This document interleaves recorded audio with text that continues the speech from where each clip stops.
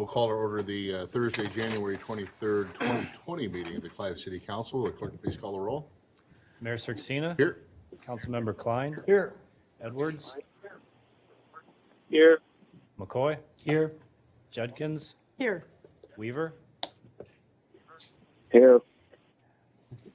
Nice to have everybody here, even in spirit, two of our council members. So very good. If you would please stand and join me for the Pledge of Allegiance. Pledge allegiance to the flag of the United States of America and to the republic for which it stands, one nation, under God, indivisible, with liberty and justice for all.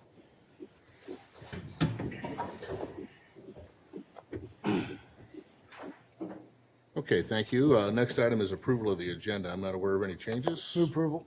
Second. Moved by Eric, seconded by Susan. Any discussion? All those in favor say aye. Aye. Aye. Aye. Those opposed, agenda is approved.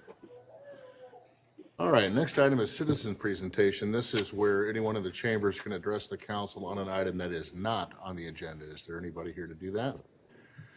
Seeing none, we're going to move to consent items. Move approval. Second. Moved by Eric, seconded by Michael. Further discussion?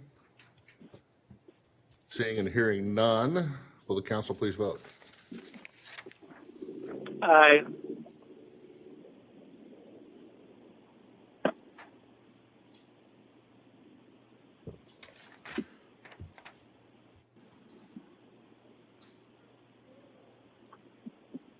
Passes 5-0. Thank you. Okay, now we have the opportunity to welcome a new police officer into our ranks and to promote another one. Chief. Good evening, Your Honor and Council. This is the best part of my job, when I can stand up here and introduce to you people who are new to the profession of law enforcement, new employees of the City of Clive, and also a first for me in the time I've been here. We're going to be able to do a promotion as well. First, we're going to start with introduction and oath of office for a new officer. Landon Lofsgaard grew up in Clive. He graduated from Waukee High School in 2011, went to University of Iowa and graduated with a degree in finance. He went to work for a couple places, Motorola and R&R Realty, and decided that office work was not for him, and fortunately for us, decided to try out to become a Clive police officer. He recently graduated from the Iowa Law Enforcement Academy, where he had the distinction of being in the 300-point club. And to get in the 300-point club, you got to run the 1.5 miles in 9 minutes or under, do 20 or more pull-ups, and then do 80 or more sit-ups in 2 minutes or less. It makes me tired just to think about it. So Landon lives in Adel with his wife, Lindsay, and their golden retriever, Gus. So without further ado, Your Honor, if you'd like to come down and administer the oath of office, Landon, come on up. Right over here.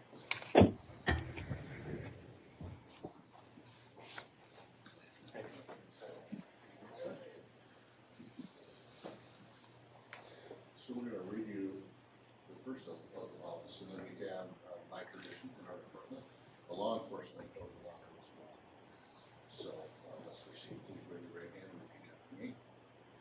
I, Landon Lofsgaard, I, Landon Mossgard, do solemnly swear do solemnly swear that I will support the Constitution of the United States that I will support the Constitution of the United States and the Constitution of the State of Iowa, and the Constitution of the State of Iowa, and that I will faithfully and impartially, and I will faithfully and impartially, to the best of my ability, to the best of my ability, discharge all the duties of police officer discharge all of the duties of police officer for the city of Clive, Iowa, for the City of Clive, Iowa, is now and hereafter required by law. is now and hereafter required by law. So help me God. So help me God.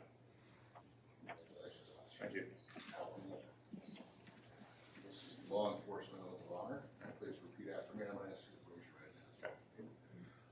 On my honor, I will never betray my badge, On my honor, I will never betray my badge, my integrity, my integrity, my character, my character, or the public trust. or the public trust. I will always have the courage I will always have the courage to hold myself and others to hold myself and others accountable for our accountable for our actions. I will always uphold the Constitution, I will always uphold the Constitution, my community, my community, and the agency I serve. and the agency I serve. Again, thank you again, Officer. Welcome aboard. Thank you, sir.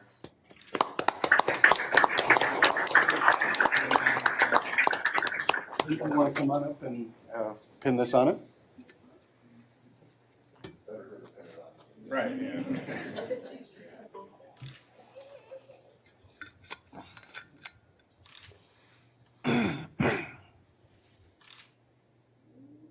was really bad at this the first time. More pressure now. I know.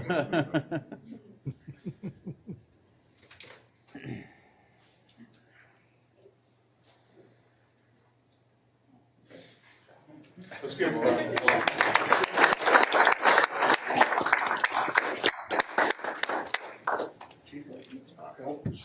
Mario, go first.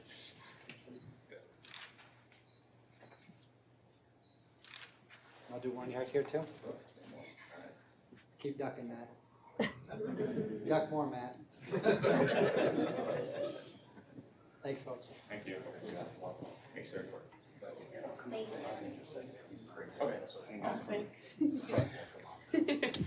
All right. Next, we have promotion. Dave Liska has been an officer for the city of Clive. He's originally from the Chicago land area, but he is a Green Bay Packer fan. Go figure. Don't hold that against him. He's been married for 26 years. He's got 4 kids, 2 teens at home and 2 adults, and a granddaughter as well. He's a good example of the fact that Clive is a great place to work because he started with us in 1994. In 1996, he left to go to Kansas City, Missouri to join that police department. He eventually came back here in 2008 and has been with us for 12 years. And he says that Clive is the best place he's ever worked. So he should know he's been inside, he's been outside and back in, and we're glad to have him back.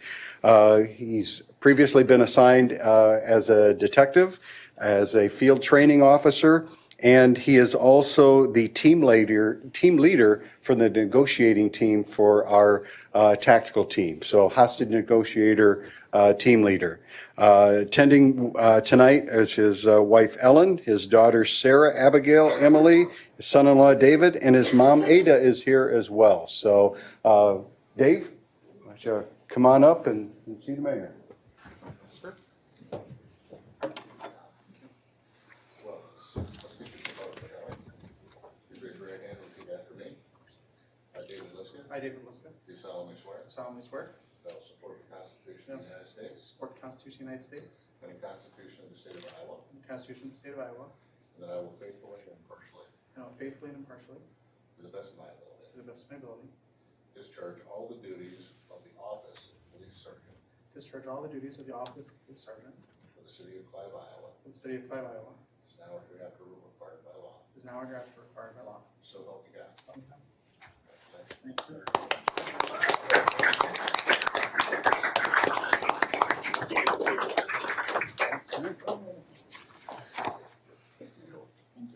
Yes, please.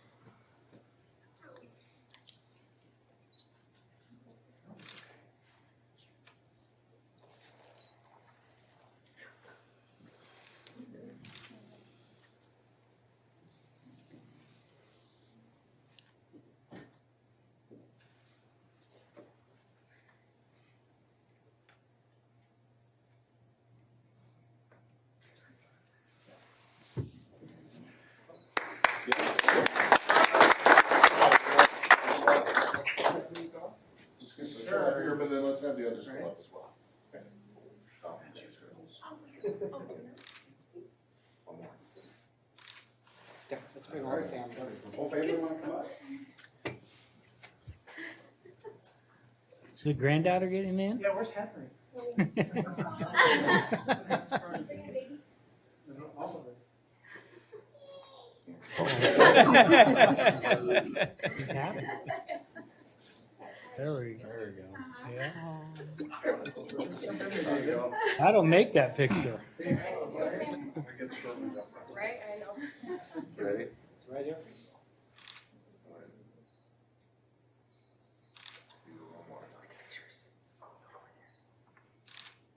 We'll do one right here too. Oh, sorry, folks. One last one. All right.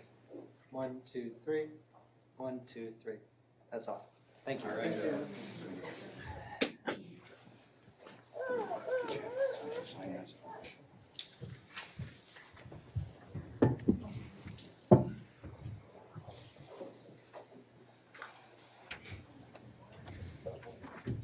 Where you going? We got the rest of the meeting. We'll be right back.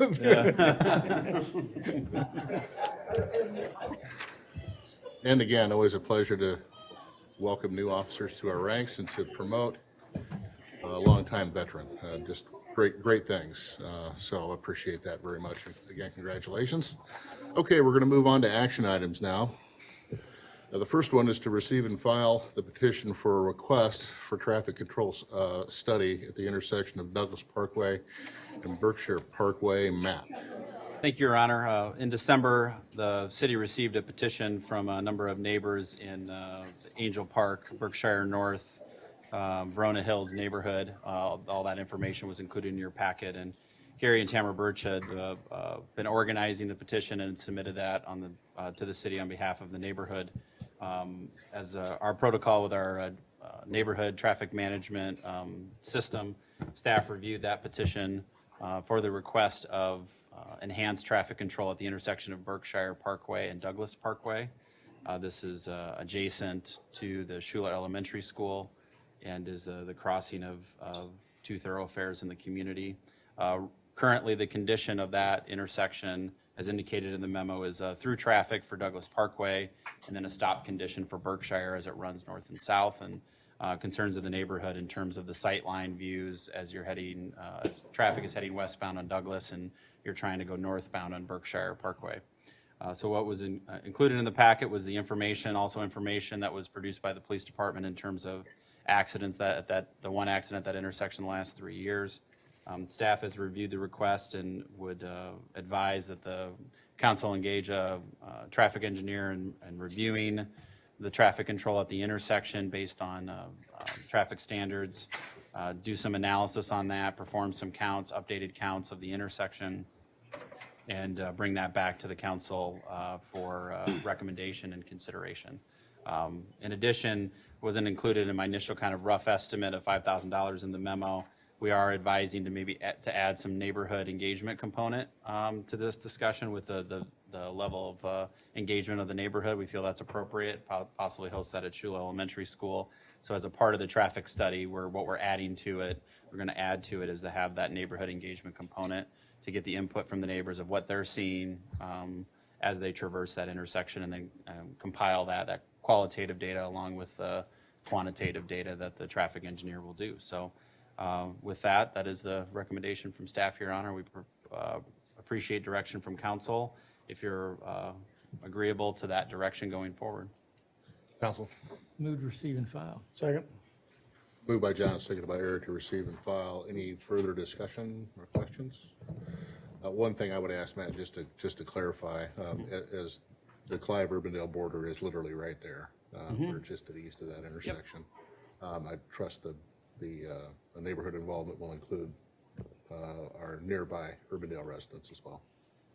For the most part, we can definitely do that. The petition was all Clive residents, and the four legs of this intersection is Clive, but we can definitely spread that across and make our Urbandale neighbors aware of it. And I think at least making them happy aware for of more it. engagement if we can get it. Yeah, good. Okay, great. I like that idea. Moved and seconded. Any further discussion? Take a motion. No. Oh, it's moved and seconded. All those in favor say aye. Many motions. Aye. Aye. Good. I know I roll called that one. I Aye. cheated, but you have everybody, and John's here, so that passes 5-0. Thank you. To receive and file other request. Okay, item number 2 is a resolution approving the professional services agreement for True North Company's employee benefit consulting. And Roxanne, you have this one. Yes. Mayor, council members, thank you for the opportunity to work on this exciting plan this fall as far as one of your strategic priorities for our employee benefits. We conducted, as far as late this fall, an RFP process, and the staff is recommending to move forward with True North as far as for our benefits consulting and broker moving forward for employee benefits. We do have Kyle Mertz here with us this evening, as far as if you'd like to ask him any questions or if there's any questions for myself. Council, questions for Roxanne or for Kyle? I'd move the resolution. Second. It's moved by John, seconded by Michael. Further discussion? Seeing or hearing none, will the council please vote?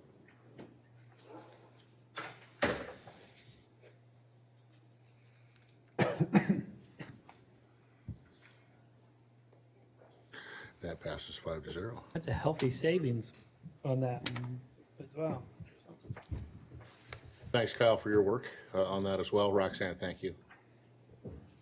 Okay, we'll move to action item number 3 now. This is a resolution approving professional services agreement with Polco 2020 and 2022 citizen satisfaction surveys. Pete. Thank you, Your Honor. This is a document or an agreement that you're familiar with a couple changes. This is our annual citizen satisfaction survey. It will be the same core battery of questions that we've used for surveys in the past so that we can continue to establish trend lines, see if we see any changes over time. There are a couple of changes, though, from what we've done in the previous 3 times that we've worked on with Polco and the community citizen satisfaction survey. First, this is a multi-year agreement. This is for both the survey in 2020 and 2022. By doing them together, we're able to lock in the 2020 prices for that 2022 price, for 2022 as well. Annually, they indicate that we see about a 4% to 8% increase year over year for the cost of doing the survey. So there'll be some savings for the city by doing it this way. The other change is that we're adding a digital polling component as well. So instead of just the snapshot we get once every 2 years with the big paper survey, we'll still do the big paper survey in the even numbered years, but throughout the entire 3-year period, we'll be able to do a number of micro surveys as well using the digital Polco platform. That'll allow us to target unique demographics, unique geographic areas in the city, and really hone on specific topics that may come up outside the battery of questions that are part of the big survey. Pete, how does that digital platform work? Does that work with social media, or is it like a Survey Monkey or something of that nature? How does that procedure work? The actual experience for the folks using it is going to be similar to the surveys they've taken for the city or in other places as well. The big difference is that using the Polco platform, we can make sure it can verify using public information that the participants are residents of Clive, and also gather other information that's publicly available about those people, things like gender, address, things like that. That adds to our ability to ask some more unique questions and see if there's any nuance in the data based on who's responding, where they live, for example, what their age is, what their gender is. Other questions, council? Move the resolution. Second. Moved by John, seconded by Susan. Further discussion? Ted, do you have anything? No, I'm good, Mayor. Okay. Fair. Here. Cost on that, Pete, I know in the past, we've spent about $15,000. I see $15,690. So this year for the 2020 would be $17,510. So a slight increase over what we've used in the past for the NCS. That's the big paper survey. There's an additional $2,000 in 2020 that gets us up to that number of $19,527. We have the option of spreading out the total cost of $19,527, then another $2,000 for just the Polco and the odd numbered year, and another $19,022. We could spread that out over 3 years and just pay one amount of $13,690 each of the 3 years of the agreement. So That's our choice. That cost went up over $4,000 from the survey 2 years ago? I would need to go back and look at what the cost was last year, but I think your recollection is correct, that it was in the $16,000 range 2 years ago when we last did this survey. A lot more than that percentage that you mentioned before. The 16,000 to 17,510. Like I said, I'd have to go and look at the specific number there. 19,000 from 15,000 is a lot more from 4% than what you mentioned earlier. Excuse me, yes, that's correct, but that number of 19,527 also reflects the $2,000 fee for the digital platform that we'd be able to use as often as we want. Thank you. Other questions before we move on? Okay. It's been moved and seconded. Nothing else? Council, please vote.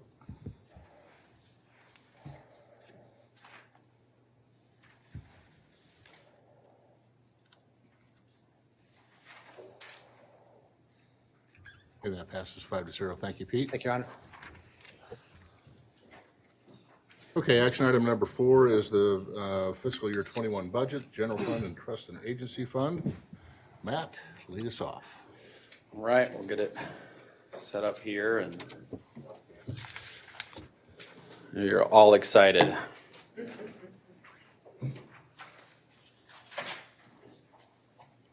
All right, I'm going to kick things off, and we'll be turning it over to a number of folks from your management team as we go through this.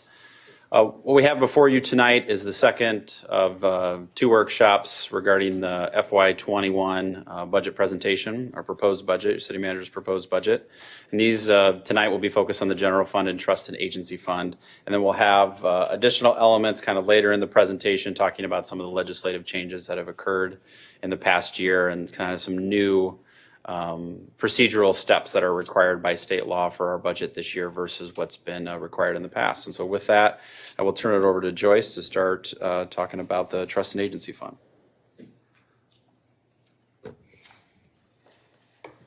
Okay, good evening. So our first fund we'll talk about is trust and agency. As you're aware, that's the fund that we have that pays for our employee health insurance, the city's general liability, and also our work comp insurance, and the police pension cost, which we added to the mix since fiscal year 17. So that's when our levy went up from $1.34 to $1.59, and it has remained consistent at that since that point in time. Also included in this fund is our health insurance costs for the retirees. And I think we've went over that before, but it in our personnel policy, it starts at 20 years of service. The city will pay for 10% of the employee's premium. And then it graduates 10% every year up till 30 years of service. And then the employee is responsible for any of the cost, premium cost above that. So that's how that number ebbs and flows for us every year, whether it goes up or down depending on who retires and at what point in their career they are at here. So that number is always a change. So this year we expect our expenditures to go up by 12.2%, and our revenues will increase by 6.5% due to the same property tax growth factor that we have in the general fund. And then it also receives supporting funds from the road use tax fund and the other utility funds based on those budget and salary reallocations from the other funds that it assists. This year, we have projected a 10% increase in our health insurance premiums, hoping that as we trend out in the future years that we can ratchet that back a little bit. Our claims versus our premiums paid have been tracking really well this year, so we're hoping to get a favorable increase less than that. So that would make our ending fund balance more positive if we can get that annual increase down a little bit. So at this point, we just budget that. We'll find out that number here in the next 30 to 45 days where we'll be setting at for the July 1 renewal date. Joyce, can I just ask a quick question for you and for Matt? Why do we have that lag time, that gap in time, and it was where we're forced to budget an increase or a decrease or whatever, and then whatever they come up with? It's just timing. So right now they're working on that. I mean, Wellmark brings out, Roxanne, maybe you can help me. Isn't it like a little after January 1, Wellmark comes out with their renewal rates, and our broker works with Wellmark directly. So then, the rates are negotiated with the trust and they usually don't have their process completed till after this budget has to be adopted. Yes. So we put an estimate in there, and then as we get into the revised budget, like we'll talk about in a minute for the current fiscal year, then we reflect what those increases are. So we're fairly conservative with the increase just to make sure we have enough cushion in there, depending on that. But it's the trust will negotiate the large trust plan, and then it's divvied up between the individual members based on our claim experience. And so, as Joyce alluded to, we've had a good year in 2019 so far, or the 2019 that just wrapped up. But we had some harder years the years before that, so it kind of starts to average out a little bit. So we still might see closer, hopefully not the 10%, hopefully less. I think we'll see less this year.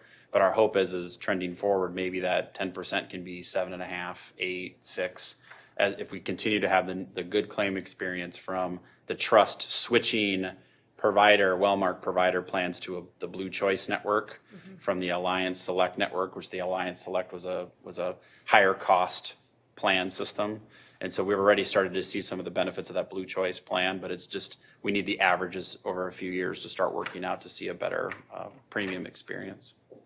Sure, just to clarify, we're doing a great job on our end. My question is, why aren't they understanding when we have to certify our budget Yeah, and working with us to get us good information that we can? I know, and we're in the same boat with all the other entities in it. It's just kind of, Okay, don't mean to hold you up. Just- no, stop me anytime you got And questions. is that that's passed on, or we internalize that 10% you're talking about? That it's, To To the employees. to the employees. So a portion of that is passed on to the employees based on our current agreements. And the union agreements are kind of our standard, is their portion contribution of the health insurance is increasing every year. So they see a portion of that increase, not the full 10%. The city is still bearing a majority of that load. But at the balance at the end of the 5-year agreements, for example, in collective bargaining, it'll be an 80-20 split, up from a 95-5 that we had at the beginning of those contracts. So they're seeing a bigger portion of that increase, and that was all negotiated. And not to make it more complicated, but there's also a self-funded portion. So the months that our premiums paid in don't exceed the claims paid out, that fund grows too, which some years that helps us offset some of those increases too. Yeah, we're a partially self-funded plan, so we see a little bit of the benefit, and then we can fluctuate what we pay ourselves out of our self-fund based on our rates. And so in past years, we've actually increased it because our claim experience wasn't so great and related to our premiums, that it was higher than our premiums. Now, if we start to see premiums above claims, our partial self-fund balance will start to increase, and then we can use those savings to buy down some of our increases. And I'm with the mayor. I think that's crazy that this trust fund, which All of them are serves governmental all entities. cities and governments, Counties, can't have cities. that in. And if Wellmark has it clearly in time, so imagine you've had this talk, right? They need to have this number better.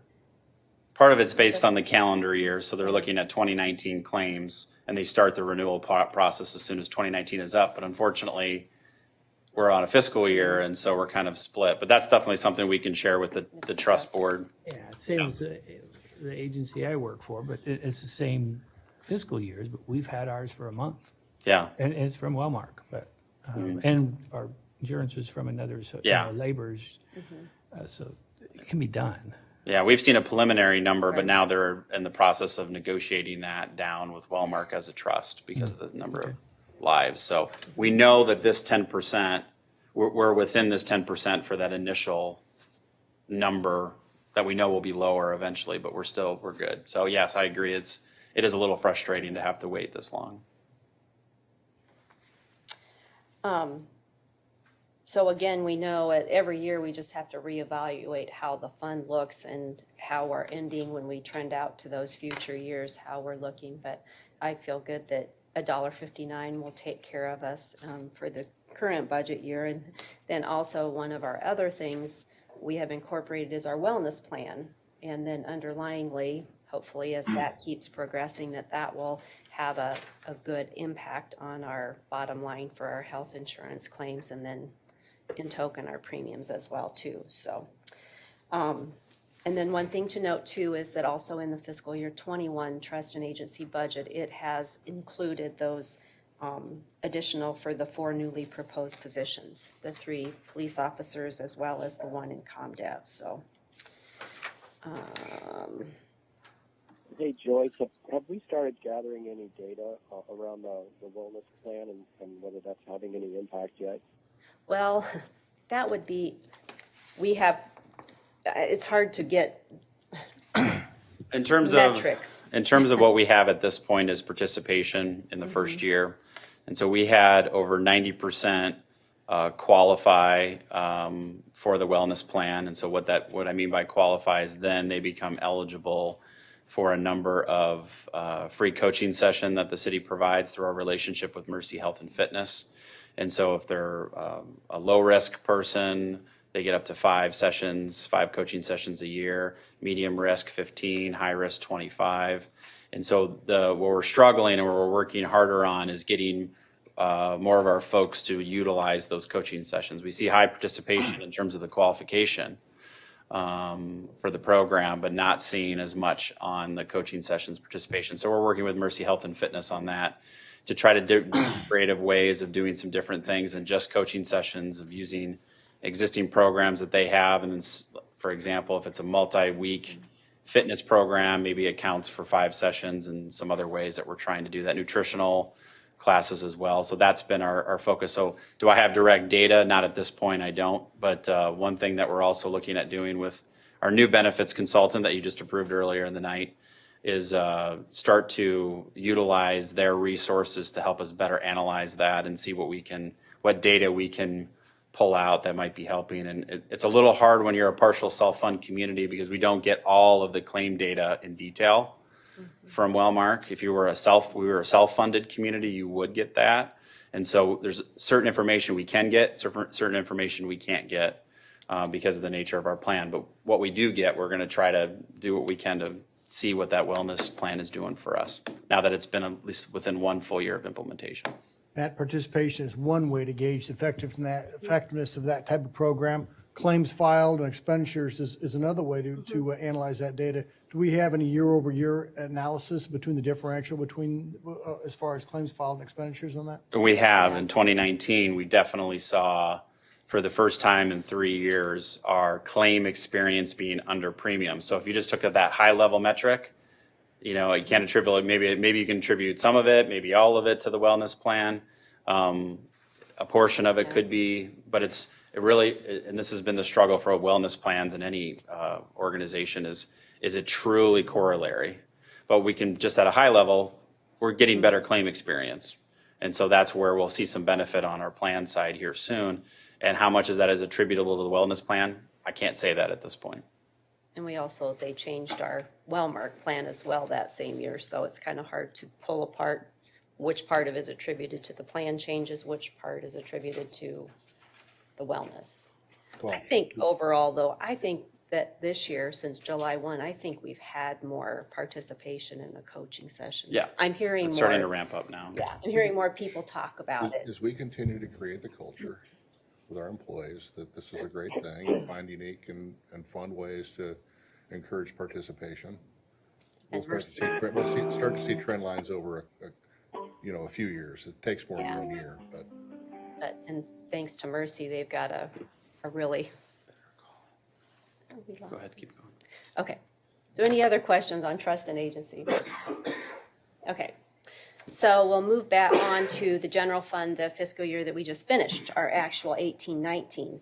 So at this time last year, when we approved the budget, we were projecting using $122,000 of reserves.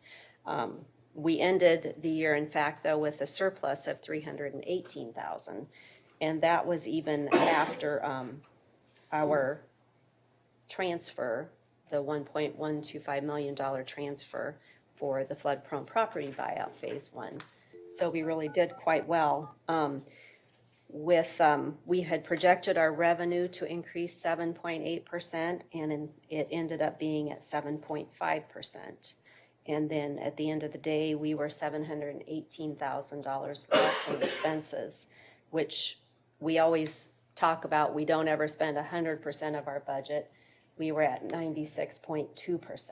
So that was a positive end to the year. And we had projected that our general fund ending balance would be at 30.1. We actually ended up at 35. So that's at our ceiling when we talk about our minimum, our maximum, and our target where we like it to be. So that ended up, that ended up with us making the decision to transfer $600,000 in the current fiscal year to continue that flood-prone property buyout program. So any questions there on that one? Okay. And now the current year that we're in. So when we adopted the budget, we were anticipating $1,000 surplus to the ending fund balance in the general fund. And we have revised that with that $600,000 transfer to the flood-prone property program. We'll end up with using $493,000 of the reserve. If we hadn't done that, we would be at about $100,000 surplus at the end of the year. So revenues have been up and expenditures, of course, were up. The flood-prone property buyout program, that transfer alone makes up 50% of what we're projecting as an increase in our expenditures, to give you an example of that. And in our revenues in 18-19, our interest income was about $289,000, and we had budgeted $80,000. So we were doing quite well. The rates are not quite what they were a year ago. They've been kind of creeping down a little bit since July. So in this year's budget, for example, in the general fund, I had $200,000 budgeted. And I looked through December, we're a little over 100. So we're tracking for what we had budgeted there. If you would look at it in that form too, if we talk about not spending the full 100% of what we have budgeted, if we were even at 98%, that would save us an additional $143,000 off that number. So, and in discussions, one of the things we had talked about was protecting that general fund even a little bit more, that we would see where our percentage was at the end of the year and not consider any more flood-prone property buyout transfers unless we were at above that 30. 25 is our target. We decided that this year we'd kind of wait and see how we ended up, and at least hope to get, if we were above 30, then we would move forward from there. So, and then one thing in this year that I was thinking of, that when I included the reestimates for 18-19, we were hoping at that time that we would have the building permit for the behavioral health hospital. And that did not happen. And that building permit alone was $200,000 just for the building. So we've got that in the 19-20 numbers. So anything else there? Any questions? Okay. Now we'll go just into a general overview of the fund. It provides all of our funding for most of the general fund activities that we have. In 2016, we were at 116 full-time employees. And with the current proposed budget, we'll have 129.2. So that's nearly 11.2% in 5 years. But as a city, we have grown 15%. So we're tracking along with that. That 707 levy that we have for the general fund, it generates over 60% of our money for that fund. And it's our primary revenue source. And this is one of the things I think I've been telling you every year, just as a reminder, that I looked up the statistics for this current year. 86% of Iowa cities are at the $8.10 levy. So that's 812 of 942 cities are there. and we're at 707, so that speaks highly of our position.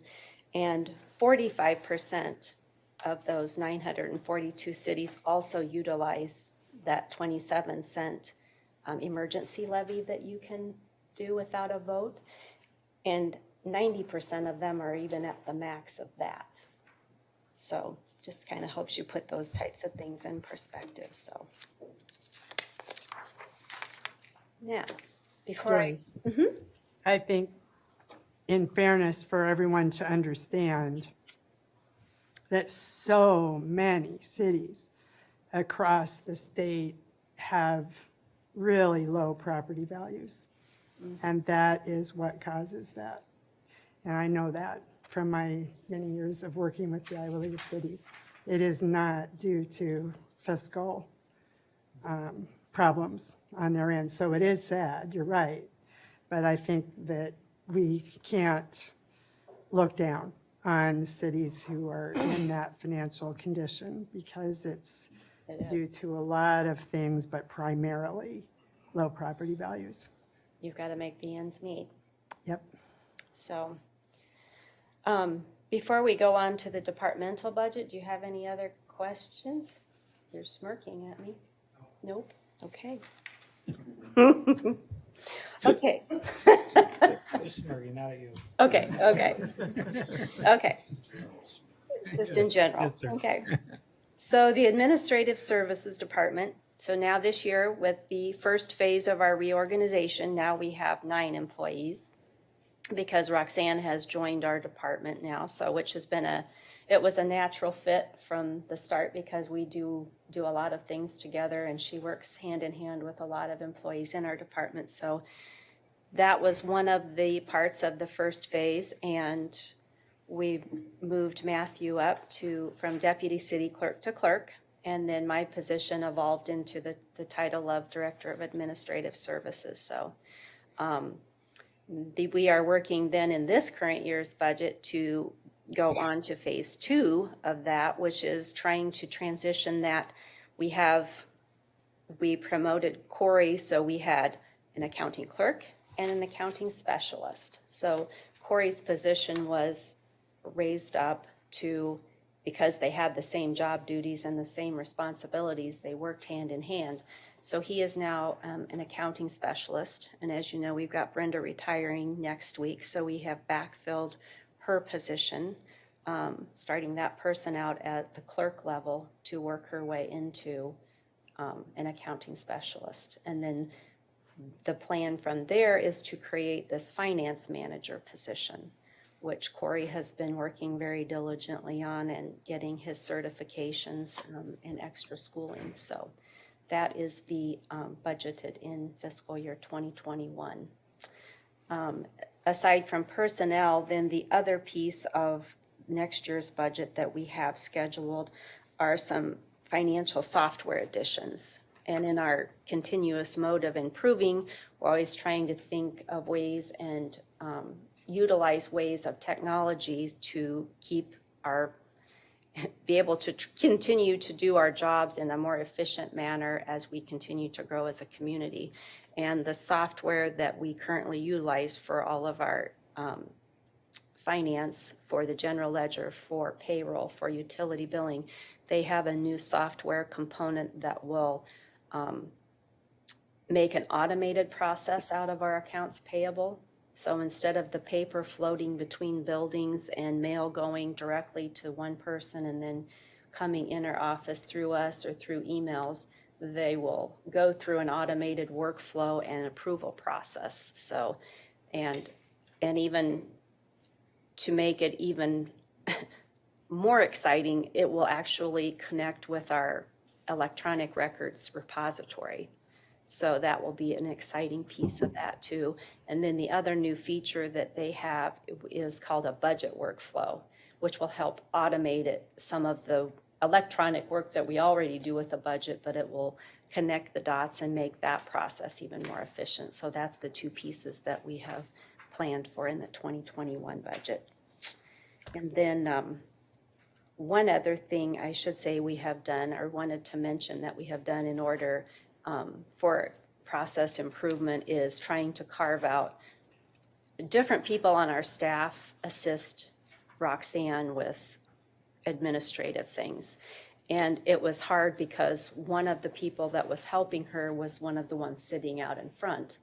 And it was really hard to devote time and to do things that would help Roxanne when a lot of things dealing with HR are confidential in nature or can't be done when you're sitting out where the public is walking through and or other employees. So the office adjacent to mine that has always been storage room, and prior to when we did electronic packets, that was where all the paper got laid out back there on the counter, and we did all the packets.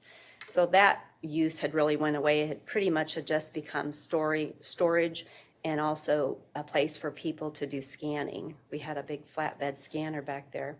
So we remodeled that real easily. The guys from Parks did an awesome job, moved some cupboards out, replaced some carpet squares, and now we have a place where Carmen can go back several hours each day and work back there. And it's been a great move, so another way to make that more efficient.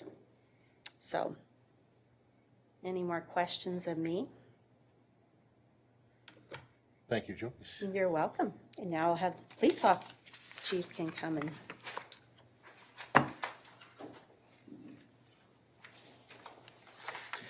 Good evening. Our main request this year is a big one. There's no getting around that. I am desiring to add 3 full-time police officers to our force.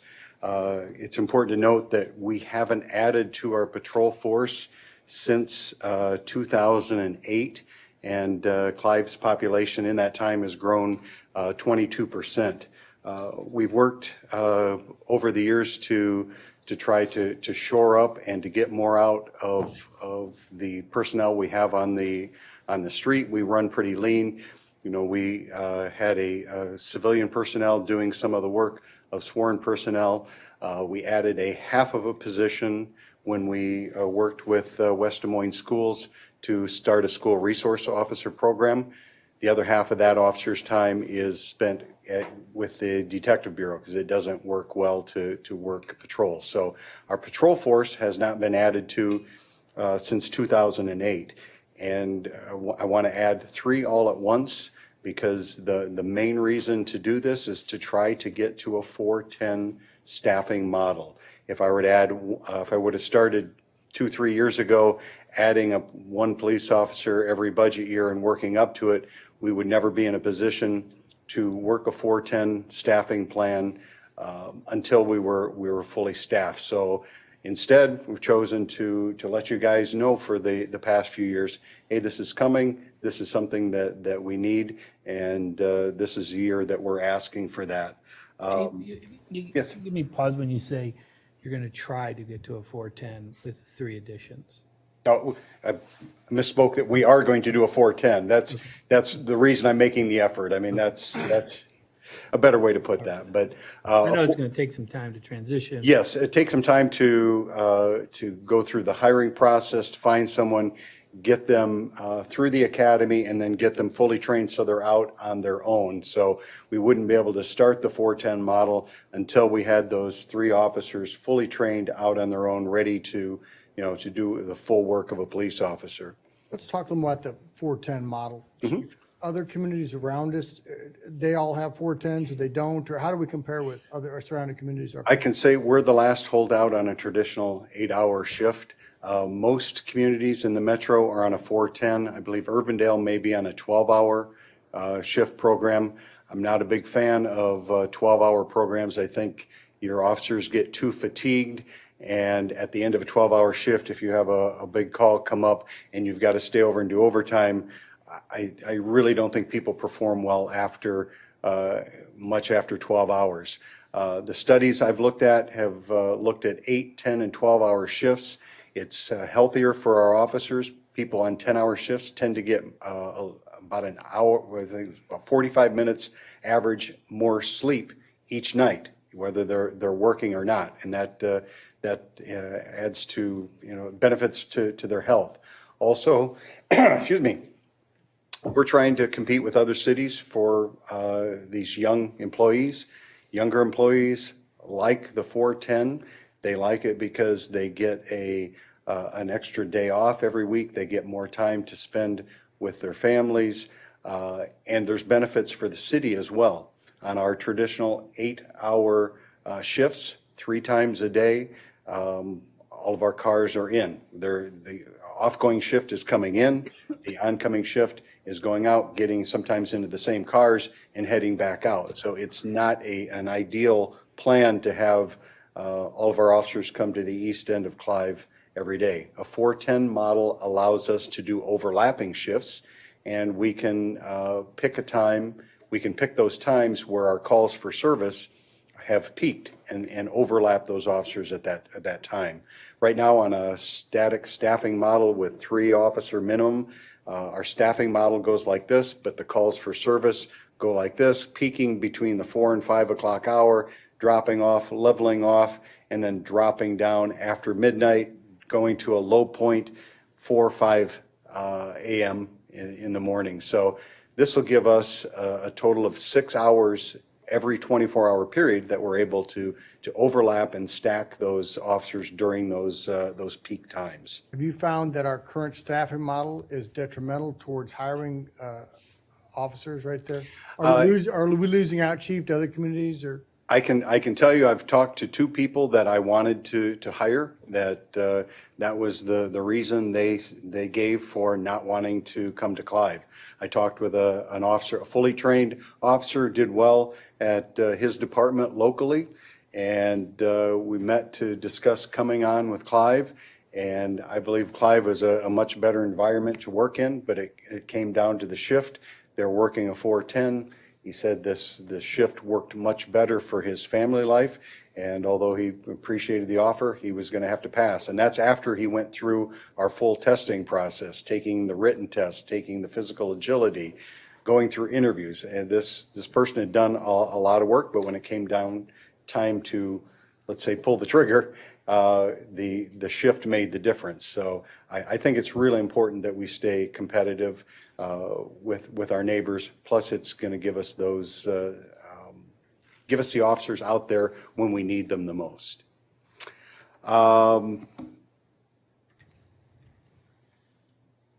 Also, other significant requests for the year. This is also going to include the need to add a couple squad cars to our fleet. Right now, a lot of times the same car will go out, it'll come in and go back out. If we have overlapping shifts, we're going to need to go to a pool car system where when you come in, there'll be a certain number of cars available. You get the car, pick from the cars that are out there, and you don't have the car that you're necessarily assigned to because it may be out on the street for another couple hours. So it is going to necessitate us adding a couple cars to the fleet so we have enough cars to go around. To go with that, the cost of the car is only part of it. You have emergency lights, cages, push bumpers, and computers, radar units. The value, the cost of the car is about half of the cost of the package of everything that goes into it. A lot of that equipment gets reused and passed on to the next car, but it is a significant investment. Since we're not doing the 410 right away, can the purchase of those cars be delayed? Let's see, the model that we have going, if we are able to move forward, we would be shooting for getting these officers in the police academy in August, and it would put them out on the street probably on their own around the first of the year. So the one issue we have with ordering squad cars, we have to have them budgeted and put in for them. As a matter of fact, the cars that we ordered in September, some of them we still haven't received because of problems that our auto manufacturers have delivering those orders to us. So I would say that we would need to order those cars in that same budget year to have them ready and on the street after the first of next year. The other significant requests we're making this year, there is some technology that we're asking for, and it's a technology you might have heard in the news recently. We want to buy facial recognition software. One of the how we found we've used it is when we've got surveillance photos of someone in the midst of committing a crime. Let's say they steal credit cards and they're at Target or wherever it might be buying things. We a lot of times get good photos, but these folks are generally from out of town, and we may have a photo, but we can't identify them. The software that we want to use, we can take that photo, upload it into the software, and that software will check across publicly available databases only. That's Facebook, LinkedIn, mugshot photos from counties across the nation. It scans those and gives you possible matches. It doesn't say this is your person and you use that as evidence. It's strictly an investigative tool. I would say it's similar to a polygraph, where we can use that as an investigator's tool, but we don't use it in applications for arrest warrants or anything like that. We've used it already on a trial basis, and we're able to solve an armed robbery that happened at a local hotel. A man was held up at knife point by a man and a woman. We found them in Little Rock, Arkansas, strictly by photos from the hotel's surveillance cameras. And we're able to put a face with them and then start doing follow-up information. And then we're able to independently confirm that those folks from Arkansas were here. We're able to do a photo lineup, and our victim picked them out. Again, this is only a tool to point us in the right direction, but without that, we would have had no ability to find these people. We could put it out, the picture out with our local police departments, so they may say, oh, we've had a crime similar and it's the same person, but to put a face with that person, we're hard pressed to do it. Another time we've used it, we chased down a couple people, took them into custody for a crime. They were refusing to give us their true name, and we kind of assumed they may be wanted for some other crime. Snapped a quick picture with them, uploaded it. Within seconds, we had Polk County mugshots of them, and you're able to say this is the person. They had warrants for their arrest, and they had to face up to their crime. So some of the concerns have come up with this technology. Some places are using it to scan people, law-abiding citizens just walking down the street. This software is not set up to do it that way, first of all. Second of all, we have no desire to use it in that manner, to scan people walking down the street to see if they may be wanted. We're only using this photos of people committing crimes or photos of people who we have arrested for crimes. So I think that's an important distinction to have.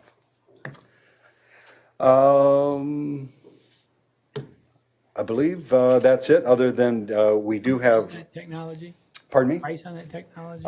It's about $2,500 a year, I think, and that's both for a couple mobile licenses and a desktop license. So we've actually loaded it onto our patrol supervisor's cell phone. So if you're out on the street, you've got someone at a car, they're giving you a name and date of birth, they don't have an ID on them, you are suspicious that they are not telling you the truth, you're able to snap a picture, and within seconds, a good percentage of the time, figure out who they might be. So you see, be able to deploy that out in the field as well as inside police Yes. headquarters, and The main goal of it. users are our detectives who are looking at these pictures and trying to figure out who people are. By a cell phone, then to utilize that technology? We can do it by a cell phone, or we can upload it onto a desktop unit.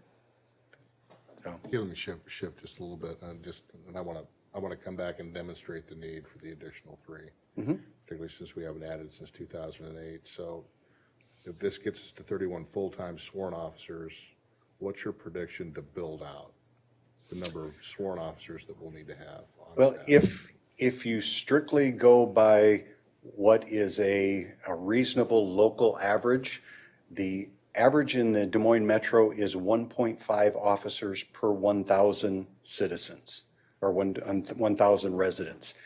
We fell back in 2013 below 1.5. We're down in the 1.4 region. So just on a rough estimate, I guess you could take our build-out population and go 1.5 per 1,000. I think that puts us in the mid-30s. 30, we planned for, Ted can't hear me.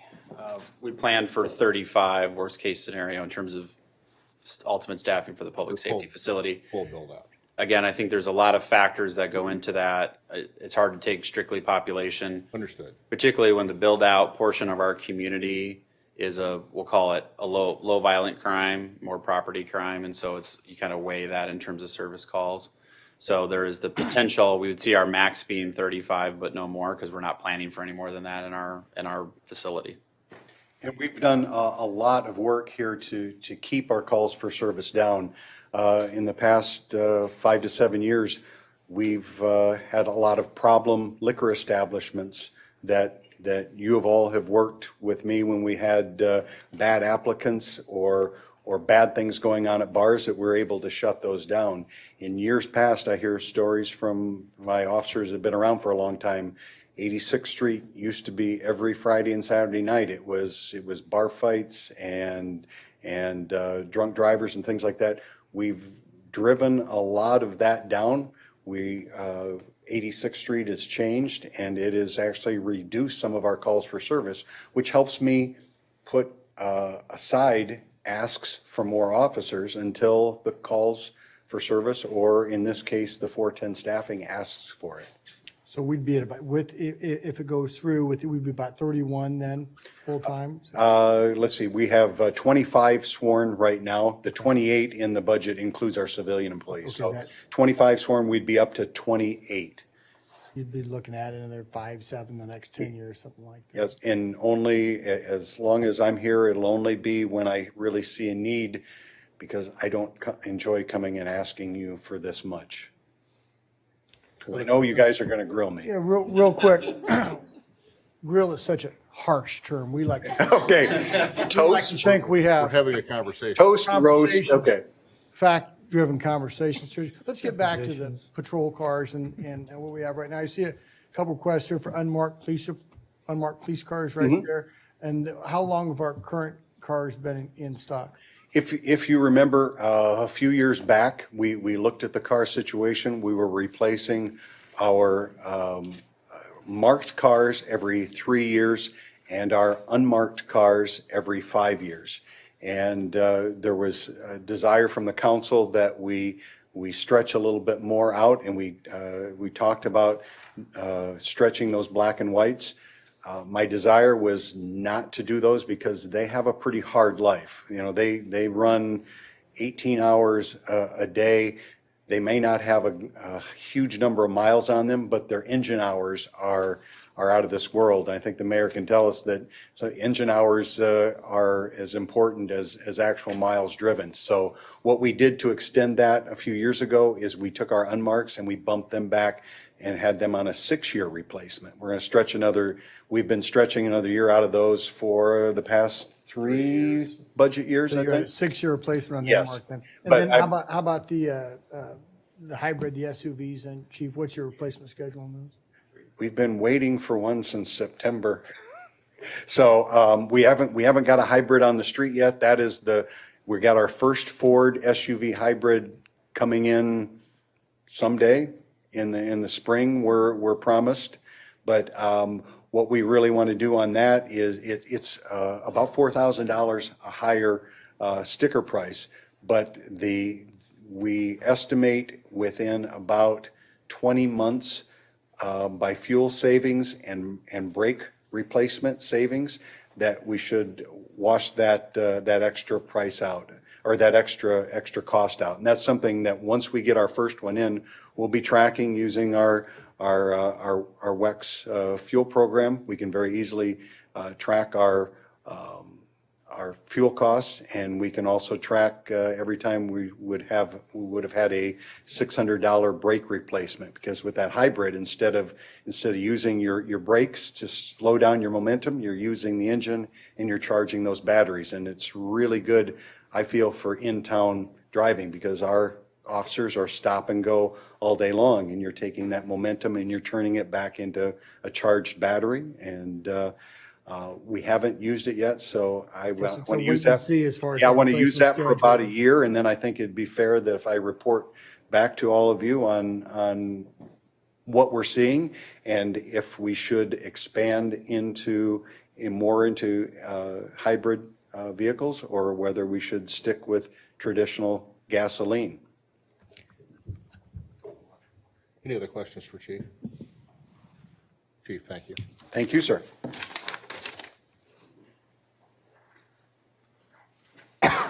Chief Rowe, good evening. Oh, I've got to run the technology. Well, most importantly, I'm not asking for near as much as what Mike did. Oh, You never do. Is that wrong? That ladder truck hurt though, but No, actually, last year, you guys were kind enough to support. We added 3 additional full-time staff. We converted part-time staff. So I want to report that that's working really well. Along with that and a couple other creative changes that we did, we try to maintain 6 people around the clock 24/7. That 6 gives us 4 on a suppression unit, either an engine or a ladder, and 2 on an ambulance. And we were only able to be at that staffing level about 70% of the time. And the last 6 months of this year, we've been about that 80 to 85% being at full staffing. So, and we've cut mandatory overtime in half. It was never really a lot, but any mandatory overtime doesn't go over well with employees, but we did cut that in half. So it has been very successful. So thank you for supporting that. As you're all aware, Clive's this long, narrow city that, geographically gets difficult to deliver some services to. So we've got 2 collaborations that are very important to us. One is longstanding one with West Des Moines, West Side Station. We're currently in the middle, year 3 of a 5-year buyout, where we're converting the ownership structure of that, or the kind of how it's organized from an ownership to a contractual arrangement. So currently in the proposed budget, the cost for that station is $930,000. That does not reflect $357,000 that will get returned to us in year 3 of a 5-year buyout. The next 2 years, that amounts around the $450,000 amount. And for the West Side Station, that the expense of that on a year-by-year basis is done on calls for service. We believe with the bringing Station 43 online, as well as shifting Station 32 west, up on Hickman and West a little bit, I think we'll see the response area for the West Side Station start to shrink. And with that, the cost of that station will shrink over the years. With the Urbandale Station at 151st and Meredith, we'd hope that would be open in October. Now we're looking at a February opening due to some construction delays. That station will provide an engine and an ambulance when it comes online, and our cost in this proposed budget is $650,000. Any on those kind of collaboration type things? Any questions on those? Can you give us an idea on the cost savings on the reduction of the mandatory overtime? I'm sorry? Can you give us an idea of the cost savings on the reduction of cutting in half of the mandatory overtime? Last year we were about Roughly. 2 shifts a month. This year we're about 1 shift a month. So I gotta do some quick math. 20 times 12. Carry the 1. Yeah, so you're at 400 to 500 hours of overtime that we saved. Okay. Which significant. Thank you. Other questions for Chief, at least so far? Facility needs, obviously we're in the middle of getting the new public safety facility up and running. And the other current trend is paramedic training and equipment updates that I'm going to go through as the significant budget requests. We have in the budget request for 2 thermal imaging cameras. We keep one on the engine, one on the ladder, and they're just shy of $10,000 a piece. But these allow us to see through smoke. They use heat imagery rather than visual imagery to allow us to have that benefit. So we run those about 10 years. We've actually moved the replacement of this back once due to the fact that we were having just good experience with them, and they were serving us well. The second item there is a second power loading cot for the ambulance. Every time you're loading an adult in the ambulance, you're lifting probably on average 200 pounds for somebody to slide in. This system comes out of the ambulance. The cot slides up over it. It takes that weight up and slides it in. So from a safety perspective, we're reducing the opportunity for back injuries. This is probably the most requested item of staff. And the other piece of this is we're actively pursuing grants. So we could get, actually have a Prairie Meadows grant about ready to go that may pay for about all of that if we're successful enough in getting it. But Didn't we get a grant on the first one for that, Chief? we did. We received, I believe, 3 different grants. One, I believe, was Prairie Meadows. The Elks Club has supported that. Firefighters Association supported some of that. And we've gotten indications that the Elks Lodge would support the second one as well with a grant. We've already received, we made the ask because we knew we were going to be requesting this, and I think you might see them in February with a check if the council's supportive of this. The third item is a new apparatus exhaust system. 4 of our 5 apparatus that we house inside the apparatus bays are diesel, and they put out some pretty nasty exhaust. So there's different systems that you can use. We've used one in the current building that sets up on the ceiling and basically regenerates the air and tries to filter the bad stuff out. The model that we're proposing here actually fits on the vehicle themselves. And what that does is timing this in conjunction with the new building is that prevents us from putting a physical model inside the fire station that you hook onto the exhaust. So there's this is probably half the expense of what it would have cost to put an in-building type system.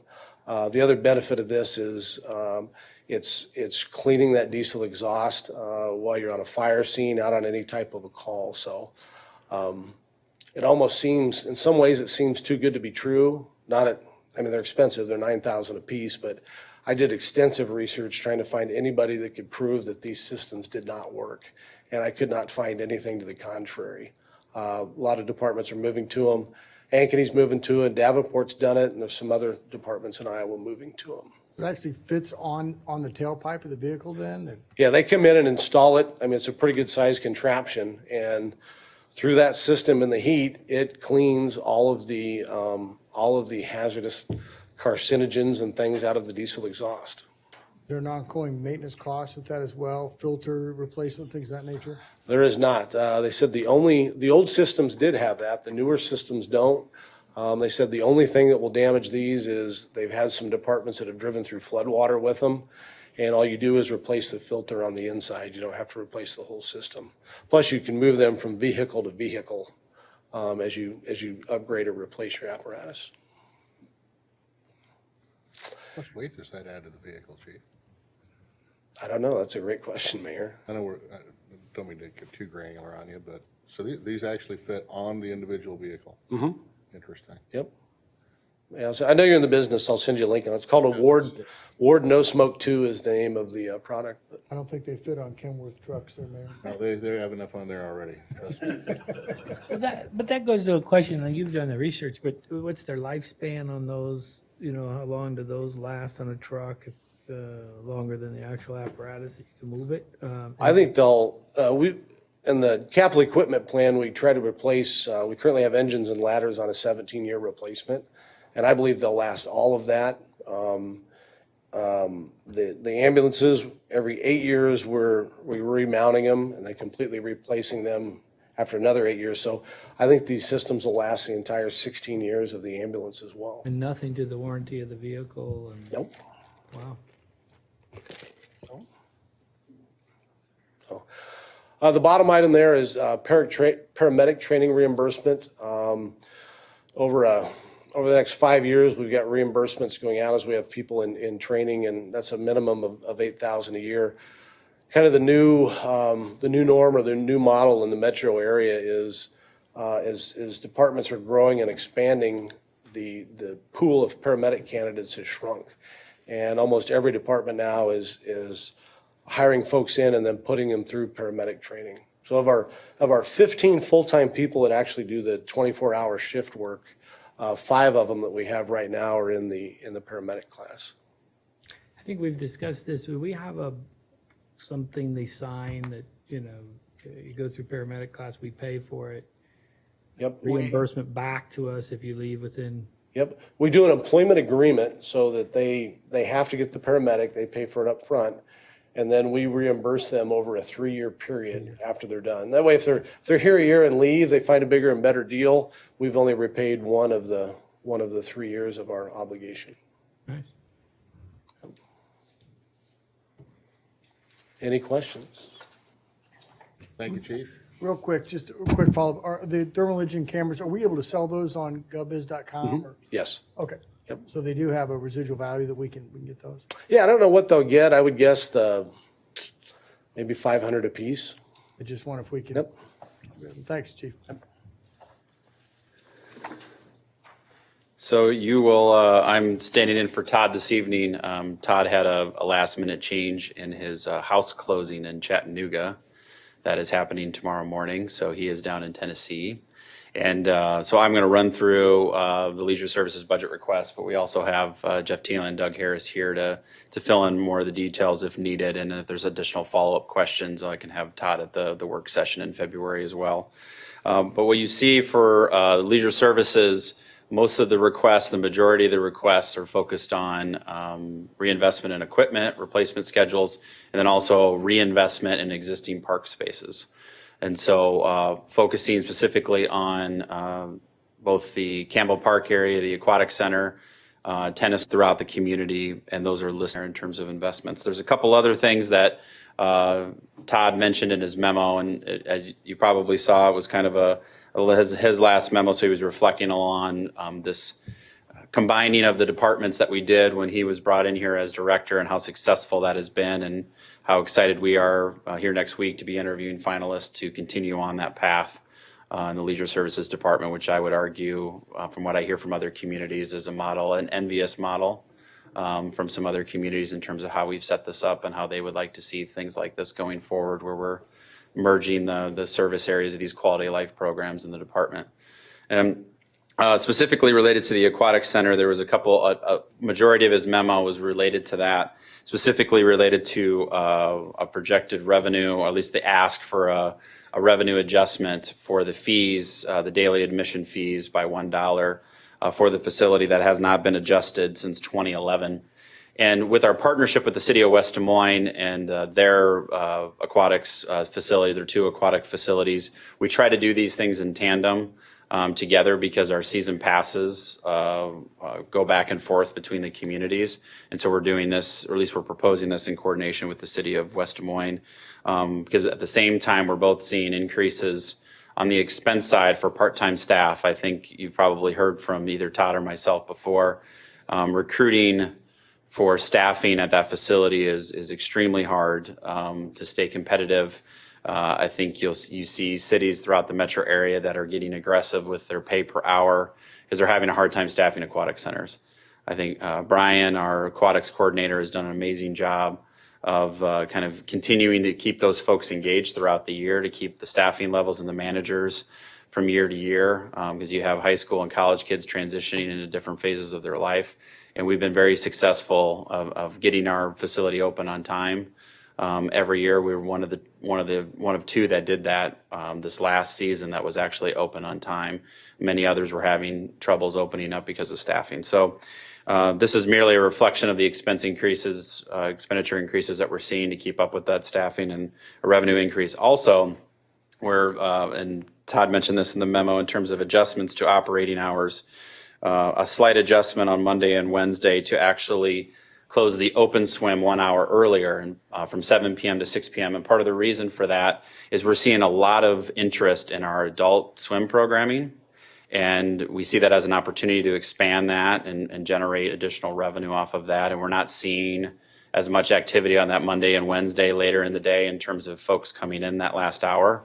And so this was kind of another process improvement of seeing an efficiency and expanding the programming side of the facility, particularly into the adult programming, which is kind of an up and coming thing for us in the aquatic center. Or what is that adult program about? I will let Doug Harris speak to that specifically. Some of it's water aerobics and some other We have things. water but- aerobics, and then lap swim, and then also we have water walkers in the lazy river. So it's been very popular, growing each year, and we're getting the requests for more and more times for those times. Great, thanks. Yeah, thanks, Doug. So almost a community health benefit as well then. Yep. Okay. Not just the children's swim lessons, we're seeing the full gamut up to adults as well, which is great. Also then going kind of sliding over to the park side, we have 2 tennis courts that haven't been resurfaced and updated. Lannan is the only other one other than the 2 that's being requested, and we know that that'll be a part of a much larger Lannan Park redevelopment that we're working on as a part of the Eastern Neighborhoods Plan. But Walnut Ridge Park and Campbell Park tennis courts are being proposed for resurfacing at the same time. We get some economies of scale and pricing doing those 2 at the same time. And then in terms of Campbell Park, the sideline fencing was the set of fencing that was not replaced when we did the much larger upgrade to the fencing. It was the outdoor fencing and the backstops that was upgraded. This was probably about 7-8 years ago that we did that. So the sideline fencing is now being requested to kind of match up with everything else. We're actually increasing, or at least proposing to increase the height of that fencing from 8 feet to 10 feet for safety reasons. And so it's just seen its wear and tear. And so this would bring all new fencing for all the way around the fields. That wasn't done it was about 8 years ago. The last piece of it, Matt, sorry. Hey, Matt, is there any thought of when we resurface those tennis courts to adding the pickleball lines and what have you to expand our pickleball options? I don't know. Have you guys talked about That's that? certainly an option we can look at, and Pickleball's not dead. that's certainly an option we can look at, and that's what we had done out at Lions Park also, and then we have 1 court at Campbell Park now that we've added the pickleball courts to. So yeah, it's definitely doable. And when we do get an estimate for the contractor, we can add that right in there. And that wouldn't be that much of a cost anyway. Jeff, are you seeing much use in our tennis courts? And I know pickleball is really busy out at Wildwood Park. What's your thoughts on the usage for the tennis courts right there in comparison to pickleball for The increase that we're seeing now is the high schools, like Valley High School. I think they're going to come in and they want to use Lannan tennis courts for practice. And then the same way with Campbell Park, we have Waukee coming in and using those tennis courts for practice also. And then they're doing some tournaments at Campbell too. So yeah, they're getting some use, definitely. Thanks, Jeff. Can you give me a better timeline on Lannan? I understand the District 1 study and that type of stuff, but just the next significant change there, it's been on pause for For a couple of years, yeah. decades. I would say realistically 2021. If you think of that planning effort to be 12 to 18 months, you're looking at for the first phases of that, whatever it may be, depending on what this council decides through that neighborhood plan effort. Likely 2021 would be the first activity of the major rehaul or expansion of that park space. The wading pool area, the tennis court. It's all on the table for that conversation. I thought we had a discussion of removing that. Of removing it? In the meantime, but it would be the next move that it was hard to staff. There's really not a lot of value there. It's old. It's replace that. It's not in good shape. No, there was definitely conversation related to that. I think the challenge that we had was not knowing what water, if we wanted to have a water feature replace that, like a spray pad, not knowing where that would go, where we would want to make that investment of before we remove a water feature, of having a replacement water feature, if that's the desire of the council in that area. We didn't want to necessarily spend that money because we still have the $1 million allotted in the capital improvement program in the future and that could be a starting point depending on if the park expands or we do more, but we still have that allocation in there, knowing that things like a water play feature, shelter, other facilities would be at a minimum for the reinvestment in that facility. So that placeholder is still in the CIP that this council adopted in December. Other questions on leisure services in terms of the requests? Again, most of this is capital equipment requests this year. Oh, one other one that I wanted to mention specifically is on the next slide here. Oh, no, I probably did what I shouldn't have. There we go.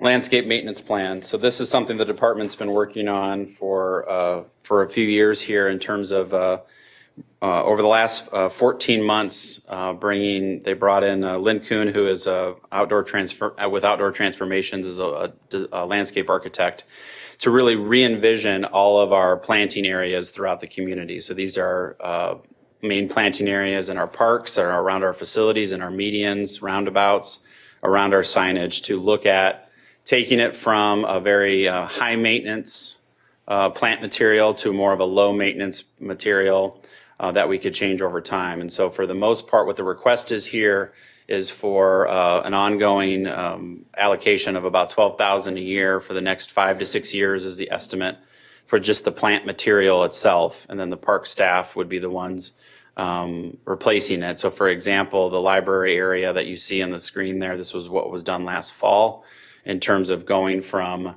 a higher maintenance material type to lower maintenance, and then looking at reinvesting in our planting spaces. I know that's been a discussion we've had at strategic planning and amongst this council over the last couple of years.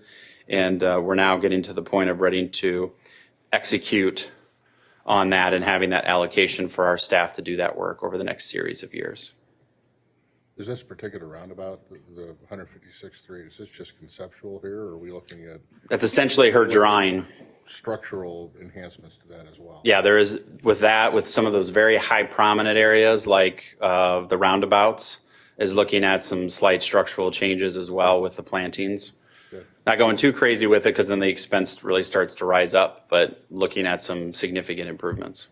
Okay. A couple quick Yeah. questions, Matt. One is, when you look at those roundabout plans, there might be an opportunity there to incorporate some of the Clive artwork collections. Public art. as well. Mm-hmm. Public art is a great opportunity to be seen and really get a lot of visibility at one of those roundabouts right there. Can we go back to the aquatic center? Sure. First question is, what do you ascertain is the increase in some of the activities right there? It's pretty substantial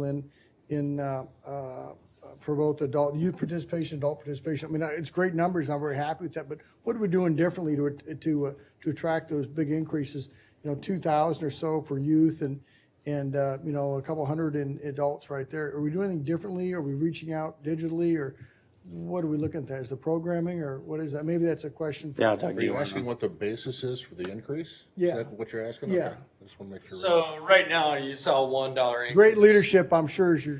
Yeah, $1 increase in the daily admissions. Yeah. And then right now we're doing a 10% off pool sales. But So the program participation, Doug. And then also, if you look at it, we're offering youth lessons at 8 p.m. at night. Yeah. So we're actually going to move those up a little bit. If you know, our swim lessons will increase from $42, I believe, to $56. So there's a huge increase in that.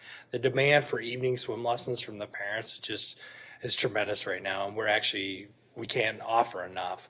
So this allows us to. So let me stop you there if I could. 'Cause Yeah. I just want to make sure that we're answering the question. And that's great.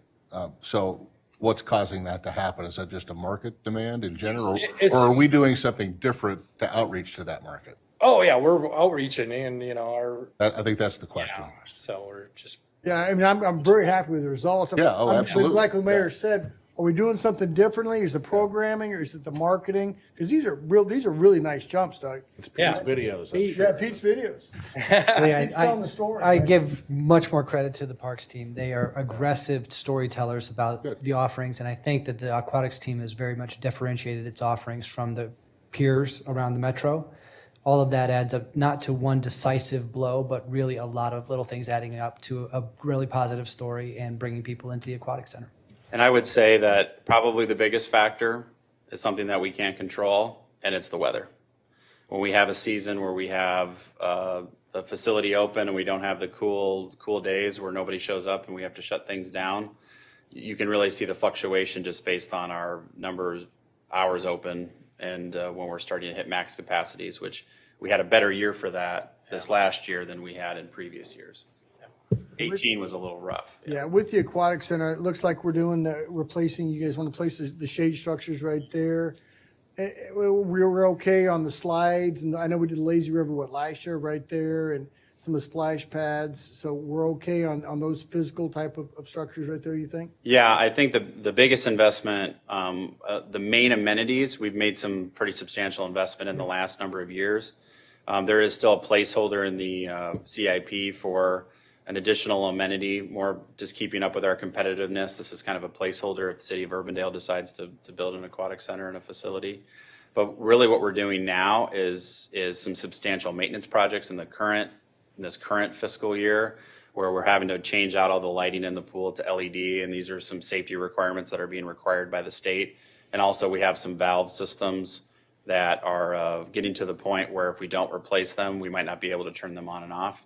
So it's more of the maintenance age that we're starting to see now, and that kind of comes right behind a lot of the, we'll call it the amenity investment that we've made over the last 2 to 3 years. You see anything big on the horizon out there, Matt, as far as, large scale, or Doug, or what do you guys think? Any big features, anything of that nature, large scale investments? That has been, we do have that placeholder of about 250,000 in the CIP about 2 to 3 years out. It keeps moving back. We don't have a prescription of what that amenity enhancement may be, and I know maybe the staff And has I think, talked a little bit about it. Todd's talked about it too. We're kind of waiting to see what happens with the city of Urbandale. Right. And then find out what amenities they have. And then there's opportunity in like our diving well to add a 2-meter board, or there's, some other areas too that we've talked to some consultants about doing a zip slide or something like that. So there's some features that we could add down the road. Okay, thanks. Thanks, Doug. So moving back forward to the roundabout. Sure. Scenario. And I'm sure that most of you, if not all of you, have seen 142nd Street in Douglas or Urbandale, and that is a roundabout. That's what I would say our signature roundabouts need to look like. Public art.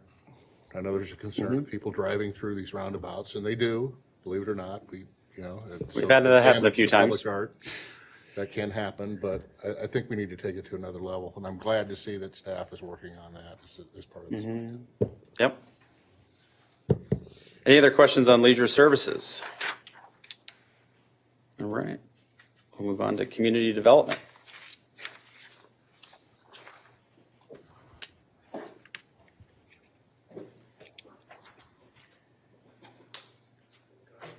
Take the ball. You're up. Tag team on this one, huh? What's that? Tag team on this one. Yes, you bet. All the hard questions go directly to Ryan. Thank you. What we're asking for tonight is principally a status quo budget in terms of the general operating of the department. We continue to do quite a bit of work in a multitude of areas, whether it's building construction, planning services, code enforcement. All of those areas are continuing to have increased demand for our services. The one major change that is before you is a request for additional staff within the building inspection area. It is an area that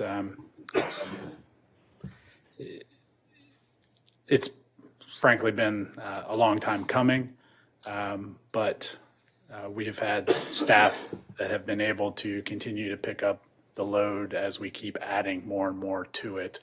We are at a point now where the additional work efforts that are being requested are now being rebuffed. No more, no mas, can't take on any additional activities. So that's what's brought us before you tonight with this particular request. We do have the information, the data I believe that you've all seen and had a chance to review. So I won't belabor the point in terms of where we sit in terms of workload or comparables to other communities or to the various options and alternatives. We think that the most appropriate and prudent course is to bring on additional staff.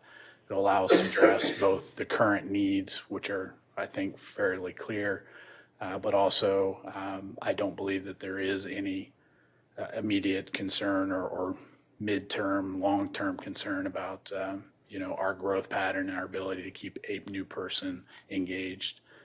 Again, as outlined, there are a number of things that we're just not getting to that we know could be valuable to the community. So as time avails, when development is subsiding, that'll give us the opportunity to flex into some of those other spaces as it relates to the rental program or housing or some of the other areas that we know are important for keeping the value of the community strong.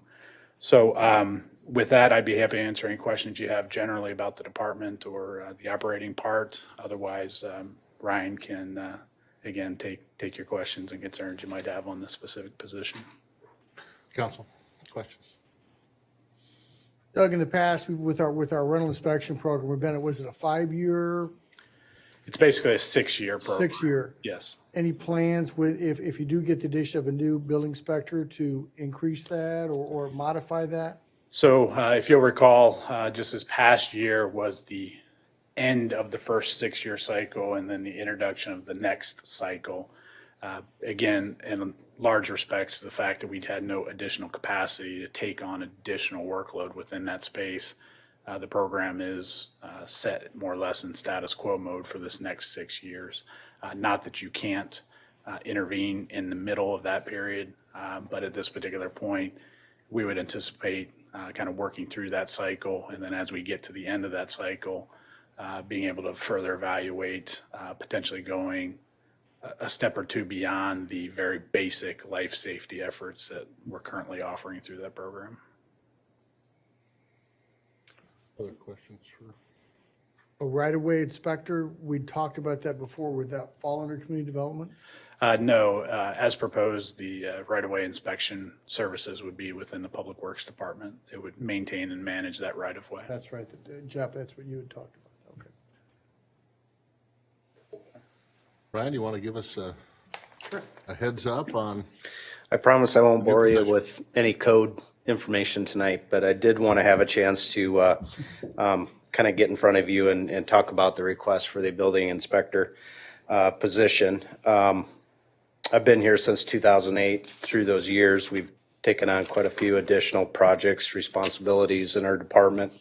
2008, we had the adoption of the MS4, which was kind of the MS4 program, which was kind of the segue into a lot of stormwater functions and features of the city, which has kind of led into some great programming that we have. Some of the post-construction stormwater management programs that we have out there on the books today probably came from some regulation that came from the state and the EPA back from 2008. Plus, we've got a staff and a council who cares about our community. That's very important as well. In February of 2012, we took on the rental housing program. We currently have about 1,600 units in the program. 2 inspectors, well, I guess 1 building inspector and myself, the construction administrator. We handle all of the inspections on those units and have been doing so since 2012. We project that to keep rising as we continue to build out. Be some additional apartment structures, I'm sure, that are going to be popping up in the city in the coming years. 2014, we had the community rating system, which is our CRS programming for floodplain properties. Currently, we have 765 floodplain properties in our jurisdiction. What that means to building staff is anytime somebody wants to pull a permit on any type of project that is a floodplain property, our staff now does an additional floodplain application review of that property and the impacts maybe flooding or potential flooding may have on some of these these homes, additions, other things that are going on. So we do some additional plan review on that. We also do inspection services to make sure that they are not exceeding a substantial improvement in those areas, or if they are, making sure that they're bringing these structures into compliance with our current codes and the Iowa code. 2016, the city adopted a more stringent post-construction stormwater management ordinance. Rachel deals a lot with this over at Public Works. But we kind of help through the plan review process. We try to identify the impervious surfaces that are being created on job sites. When that happens, we reach out to Rachel and kind of communicate that process, but it's kind of a handhold through the process. We're out there a lot during inspections. We communicate to Rachel kind of how things are going, when her inspection or when she should be on board for conducting her inspections on whether it's a retention basin or some other type stormwater feature on site that she may need to look at. So we do have additional workload that has stemmed from that post-construction stormwater management ordinance as well. Through the years, it's been busy, but it's been definitely a good ride up till now. And I look at it the future as being additionally so. If we could staff our residential building inspector out in Waukee, it'd probably save us a lot of money. We've got a lot of houses being constructed out that way. But it's great to see. I think we permitted over 111 houses this year, which was a lot for a 2-department staff to handle. On top of, I think some of these trade shows on TV get, people come out of the woodwork trying to redo their bathrooms, kitchens, new decks. All of these items are just kind of building up, and we're in need of some additional bandwidth on the inspection side of things and plan review for those items. I do want to stress that through the years, we've always been a cost recovery program. What that means in our department is we're able to set our budget, create permit fees, structure to our fees that we would charge to handle all of our budget requests or items that we have in our budget. It's no different adding an employee. We've had surplus revenue on permits that have been issued the past few years. We expect to still be in really good standing and keep it a cost recovery program with an additional building inspector on board. With that, I think I'll just leave it at that. Anybody have any questions? We've had a lot of discussion on this one, and appreciate your work on this, Ron, and cost recovery. So thank you. Part of that too. So thank you. One thing I'll add to that, I'll be sharing an article with the council tomorrow that the Register ran. It was today. Yesterday, that Clive was one of the 4 communities that had a record in permits in 2019 on housing permits. We also saw our largest commercial permit in quite some time as well with the behavioral health hospital. So that's I'll be sharing that article with you folks tomorrow. So with that, moving on and to the city manager's office, and I'll just speak briefly here, and Pete's going to cover the technology services side of things. No changes really requested here other than the standard equipment replacements on the technology side. Again, we just had one change in the current year where the human resources manager was moved just organizationally to the administrative services department. And with that, I'll turn it over to Pete to talk a little bit about tech services. Thank you, Matt. So I want to focus in on security, but a couple of the other things that our team has done very, very well in the last 12 months and will continue to do in this next budget year have to do with business continuity and broadly supporting the rest of the organization. The business continuity point, well, things that most people will never see, and we're grateful that we don't have to fall back on them. We know that the wolf's always at the door. And we know that from very recent experience as well, that these systems, these networks can become very vulnerable very quickly with just a few bad clicks. So on business continuity side, Dennis and James have done a wonderful job building more redundancy within our hard drive configurations and improving in our storage, and also investigating and preparing us to move into more cloud backup. We already are doing a number of backups, both locally and offsite. That's giving us a level of protection. We continue to look for ways, though, that we can always stay up if that bad day does come to Clive, whatever form that bad day might take. As far as supporting teammates, one very important improvement that has happened just in the past 6 months has been getting our MDCs. These are the computers that are the brain, really, for our first responders, police, fire apparatus, really getting those up to a uptime that is comparable to what we're seeing in other communities as well. Prior to some of the improvements we made, we were seeing a whole lot of downtime when vehicles literally had to come and sit outside City Hall while we had one of our IT professionals in the vehicle trying to make things tick.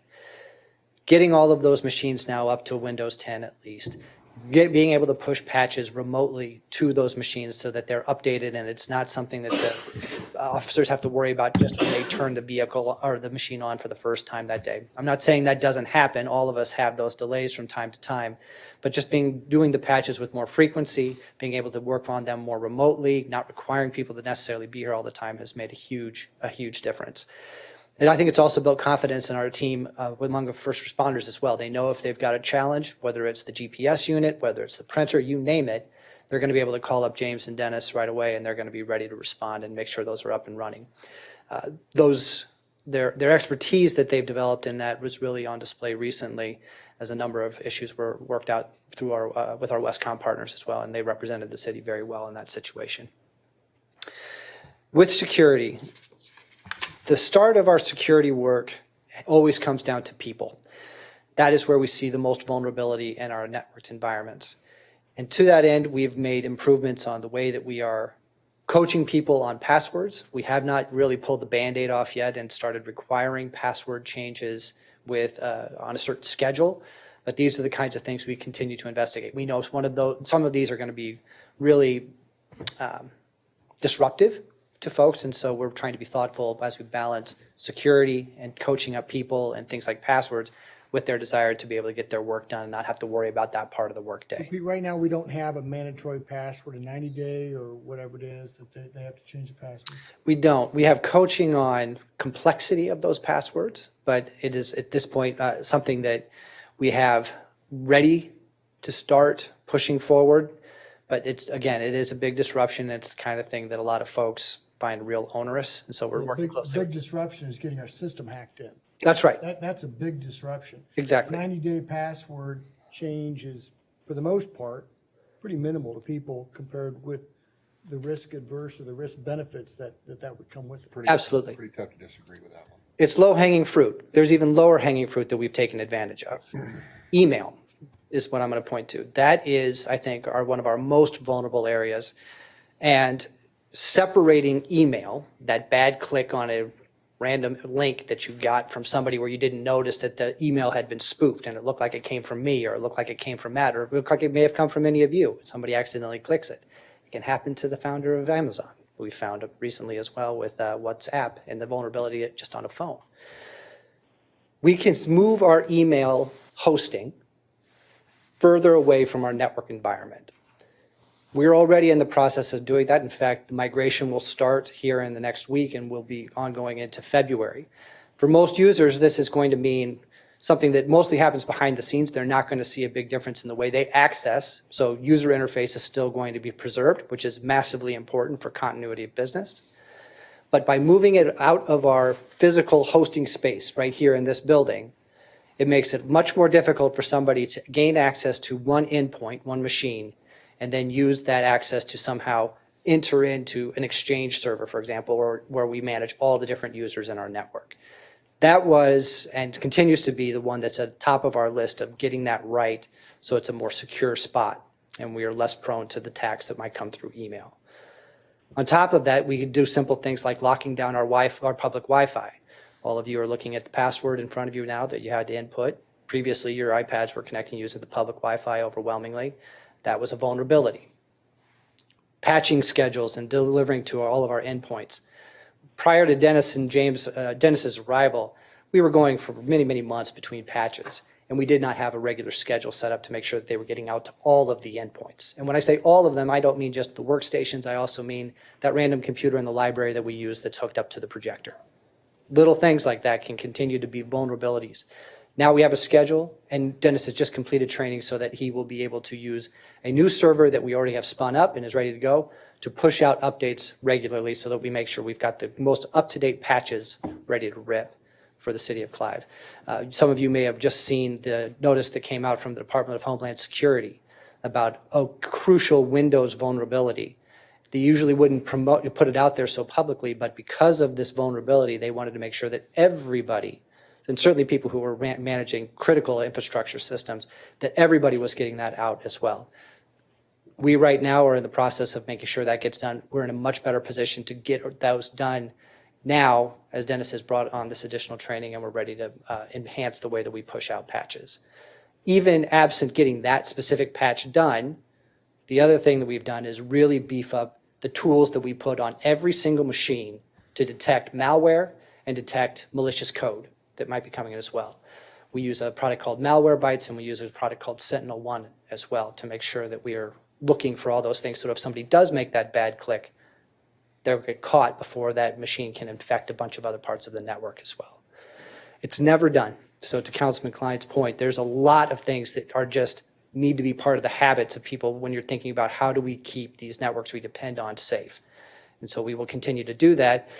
Once we've knocked out our low-hanging fruit, sort of building on the work that Matt did with the security audit for the buildings, we will be bringing in some of those Homeland Security professionals and veterans as well to do an audit of our network security.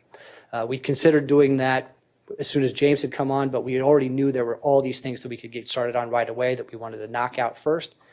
Now that we are approaching the point where we've done most of that, we're ready to bring that audit in here in the coming months.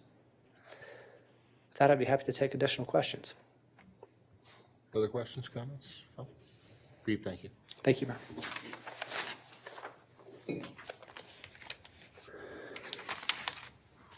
All right, now moving into the kind of highlights of the general fund budget proposal for the coming fiscal year on the revenue side. As was included in your packet, we saw one of the better revenue years that we've ever seen in this community, particularly related to a tax increment financing release that was planned. You know, part of the growth strategy of the city is as TIF valuation is dedicated for repayment of debt for investments. This was particularly along the 86th Street corridor and a lot of the work that was done there. As that debt is retired, that valuation can now then come back to the operating levy of both the city, the school district, and the county. And we're seeing the largest release of that here in the coming year of about $40 million, which represents the substantial portion of the taxable valuation increase of almost 8% in the general fund. We had a little better than average increase in the regular value, so the kind of new construction and revaluation growth of about 3.25%. But the majority of that increase is coming from the tax increment financing release. At the same time, in the same year, the residential rollback, so the percentage of somebody's home that is eligible for taxation, is decreasing by almost 2 percentage points. So that happens a lot in a revaluation year, or revaluation. I know that's been a big subject in the last 12 months where we've had residents talk about 7-8% increases on their assessed value. But with the residential rollback change, their taxable value isn't necessarily going up by that same percentage because that is coming down. And so that happens a lot in those revaluation years and is definitely the case in this coming year. At the same time, the multifamily residential rollback is going down as a part of the 2013 property tax legislation. And that will continue to go down till it hits about residential amounts in another 3 years, I believe. I think it was an 8-year schedule, starting in 2014-15. Another revenue increase that we wanted to mention is the Dallas County local option sales tax. We had some conservative estimates in previous fiscal years because we hadn't had a full year yet of about $800,000. We're seeing closer to $1 million anticipated in the coming year. And as a reminder to this council has made the decision to dedicate the property tax relief portion of that on the Dallas County side to supporting the costs associated with the Station 43 collaboration with the city of Urbandale. And now this coming year, we will be exceeding that 500,000. So the first 500,000 is covered by the Dallas County lost, and then any expenses above that, when we get to kind of the full operation of that facility of about 850,000, will be covered by property tax. So again, property tax relief for sure, because if we didn't have that 500,000, the city would have had to have property taxes to make up for that collaboration and that gap. So a great example of using that flexible, the new revenue that was approved previously on the Dallas County side, and it's also benefiting the Dallas County side of the community because Station 43 and Urbandale will respond to the Dallas County portion of the Clive community. Any questions on the revenue side for the general fund? And then additionally on decreases, because we have the behavioral health hospital permit in the current year, you'll see a drop in the building permit revenue because you don't usually have that large of a permit in 1 year. So that's why you'll see that number going down. Also, the commercial property tax backfill, we'll talk about that here in an upcoming slide. But overall, revenues when you put all of the revenues together in the general fund, definitely have an increase, and then also the transfers in as those costs go up. So there's certain expenses in the general fund related to road use tax in terms of our engineering and other operations, traffic control, where the expense may sit in the general fund, but revenues come in from those other funds to support that. So that transfer in keeps pace with those expenses. Oops, did that again. There we go. Moving on to expenditures side of the budget. The largest portion of the city's expenditures is and will always be our people, our most important asset. And so salaries and wages is typically the largest expenditure and the largest expenditure increase on a regular basis. This year is unique due to with the staffing requests that you've heard from both the police department and the community development department that sits in the general fund and the trust and agency fund. Hence the larger increase in that particular set of line items in this year. Additionally, on we'll call it the collaborative public safety programs, we have the increase related to the Urbandale staffing step up of Station 43 once it's operational now in the coming month, and then the West Side Station expenses along with that. So you kind of see the increased costs there associated with those facilities. One thing to note is I have had some preliminary conversations with the city of Urbandale for the current fiscal year of being that the station was delayed due to some issues with the contractor.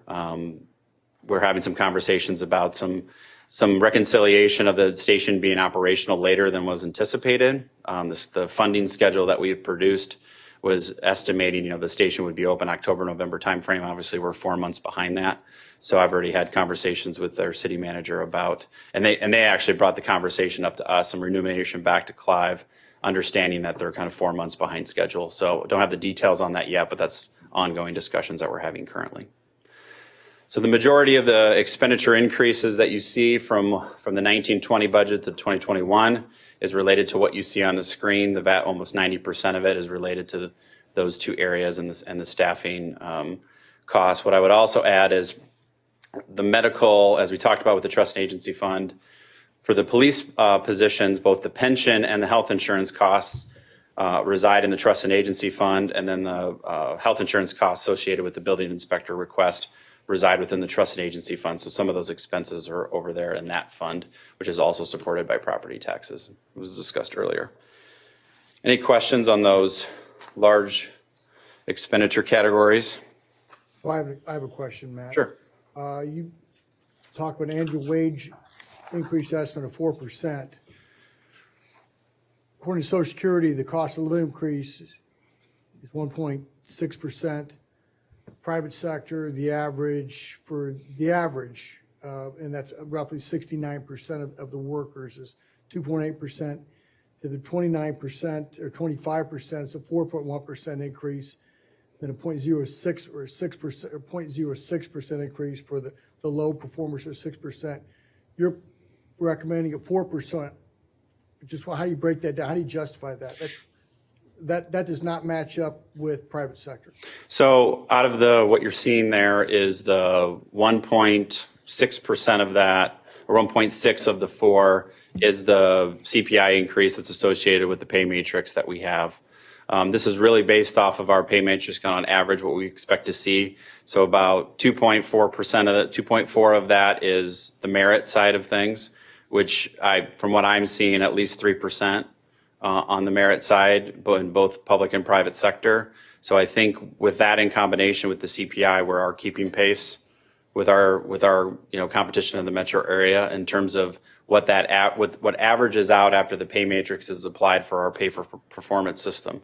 So keep in mind that is kind of our guidance for this. So we look at where we're sitting at in the market, and we are in the process of changing comparable cities in terms of who we compare to, but it's also the market that we sit in and the performance of the particular employees. And what we've seen, what we've been very blessed with is high performing employees in this organization. And so what we try to do is make sure we're not lowballing the number in terms of being under that.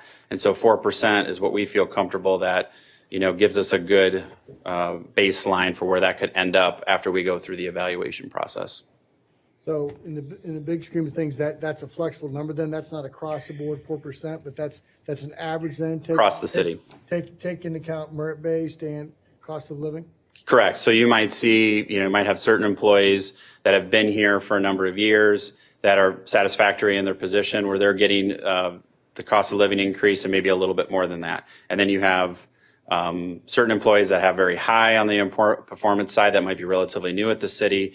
They might be upwards of a 5% increase. So what we do is the 4% as the average across the whole organization. Okay. Mm-hmm. I have one thing to add to that, and I think it remains really important to remind employees that the benefits value far exceeds what is typical. And so it's surprising to me to see both the compensation side, the wage increase, and the value of benefits be so far beyond what you would typically see in the private sector. So at some point, it is not sustainable, and it's not fair to the citizens of Clive to see us just rubber stamp something like that without asking some very significant questions about it. It's really not. So I'm not comfortable with it, personally.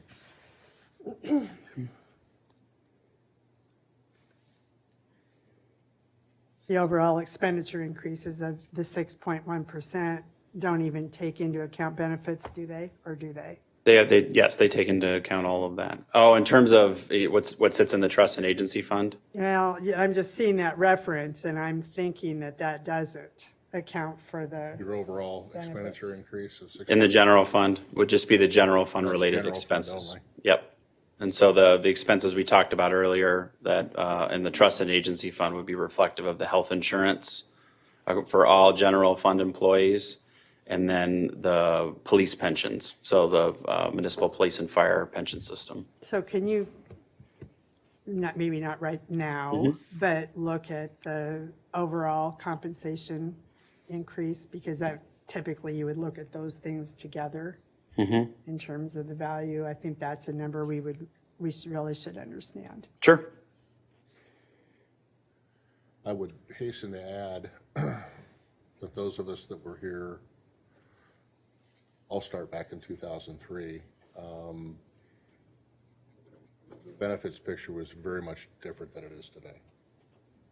And we have worked with our employees to get it to where it is today. It's taken a number of years. And no, it's not what the private sector is. I understand that. I'm in the private sector. And when I'm given a merit increase, the benefits are calculated as part of that. But just They are not for they're you. not. They're not.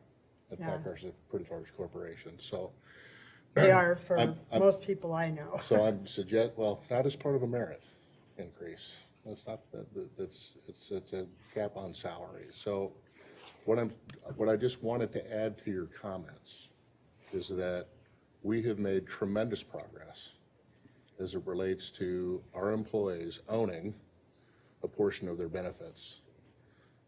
And back then, they didn't own any of it. It was all for free. It was all provided for. And we continue to work with our employee groups to get their buy-in to make our programming sustainable. Are we there yet? No, we're not. But That's been, you're saying 17 we've years? come a heck of a long way. That it started 17 years ago? No. I'm sorry, I thought you said 2003. Well, that's when I started. Okay, And I started advocating for what you're talking about. yeah. And, you know, we probably didn't really start making headway till about 2010. To really start getting the systems in place and the programming in place and the policies in place to really move us forward with a sustainable long-term program, I think, as it relates to employee benefits and their participation in them. So I don't want to diminish what's been accomplished. I'm not saying we have to agree, but you've made a point, and I'm going to make a counterpoint on that one, respectfully. There's just been a lot of evolution in terms of employment in both the public and private sectors since that time. So it seems to me that it's, you know, we have wonderful employees. You're absolutely right. This is not taking anything away from that. There just really needs to be a fair evaluation of what this looks like, and it typically, in my view, is compensation looks at the benefits and the wages together. And I just think it's worth, for this purpose, having that conversation. Yeah, I don't think merit increases do, though. Mike, go ahead. So when you're looking at this, Susan, are you suggesting that we look at the benefits versus private sector, right? And you've been asking for that for a couple of years, you know, of is it? Not only, Right, but right. that's But pay an needs to be looked at evaluation. as well, Yes. which I think would be fair. As we'll find in some cases that the pay is different than public sectors, right? That a Yeah, CEO or an executive of a And it can be company hard would be because lower on a MAT salary than a CEO of a private corporation or any of the others, but I think it needs to be looked as a whole. And it's tough, right? Because what private sector do you find a Jeff, right? And Exactly.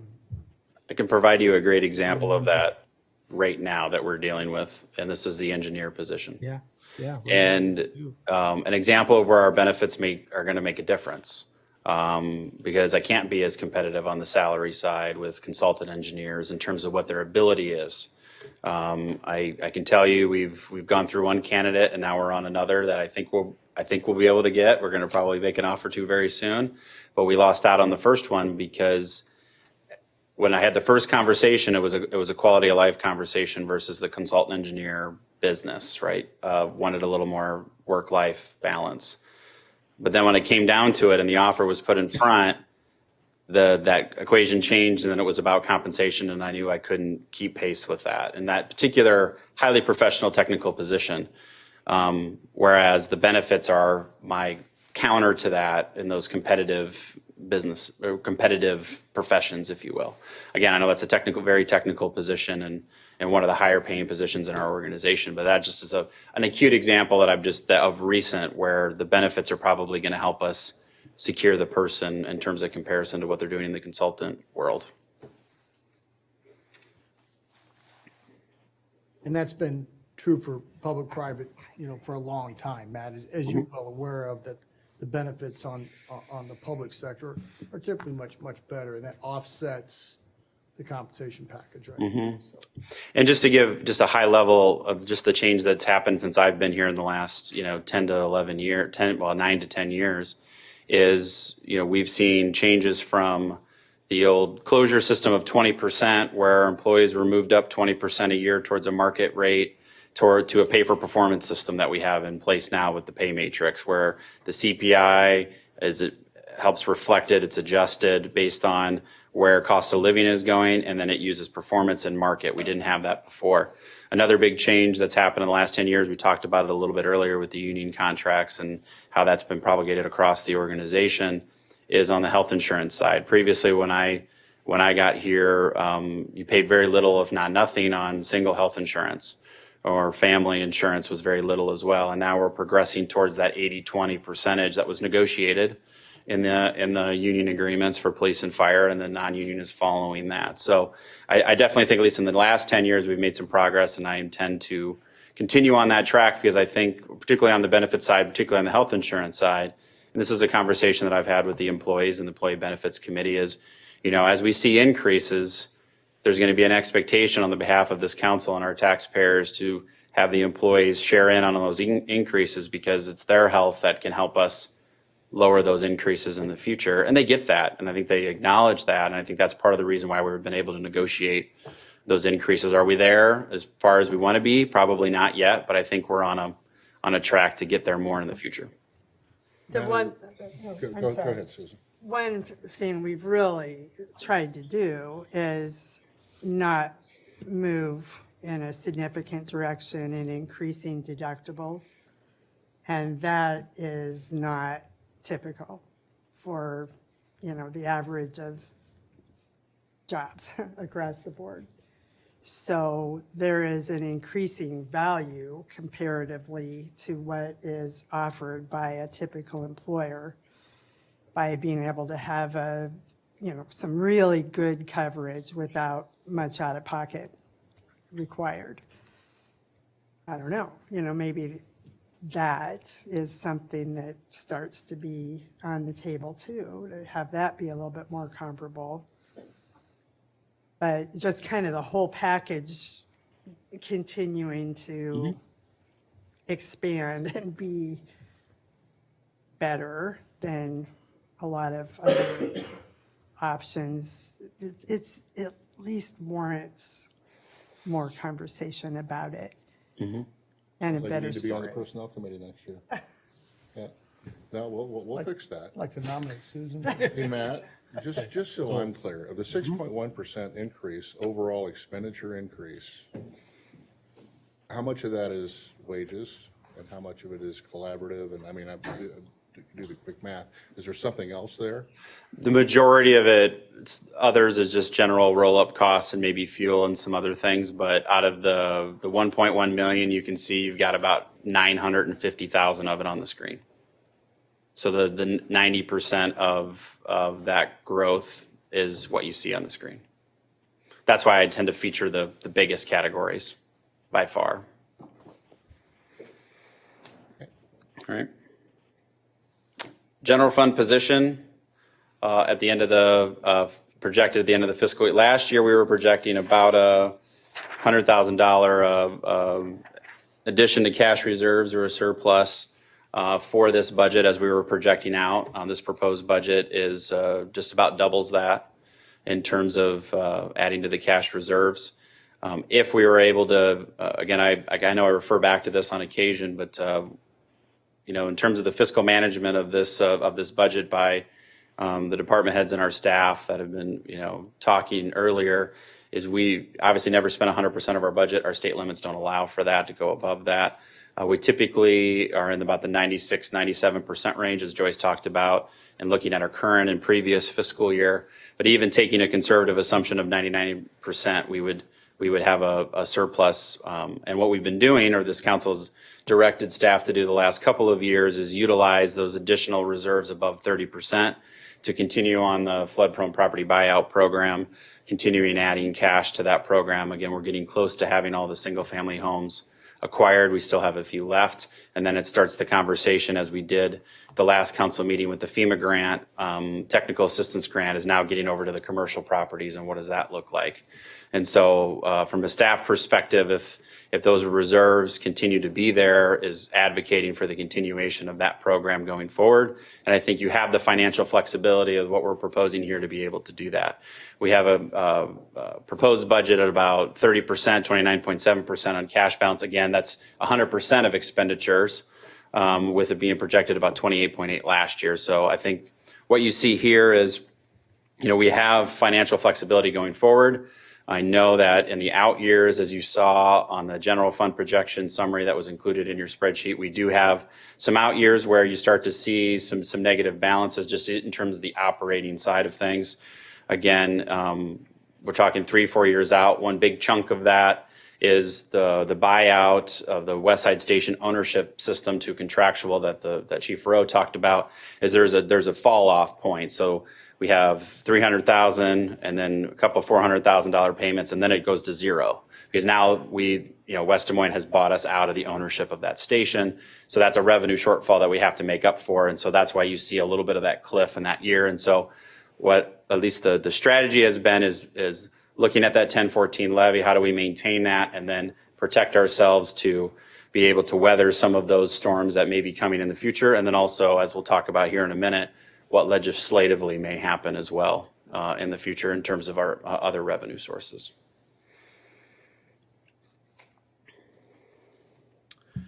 With that, moving on to the backfill. Again, this is a slide you've seen before, just updating the scenario in terms of what does that revenue represent in the general fund in particular, with the $370,000, and what does that mean in terms of options of where the fund balance would go if we just kept status quo and let that revenue loss happen, and in the out years, making up for that shortfall, expenditure reductions, revenue enhancements. Again, just kind of updating this in previous years. That levy equivalent's about 23 cents at this point of what that represents in our general fund.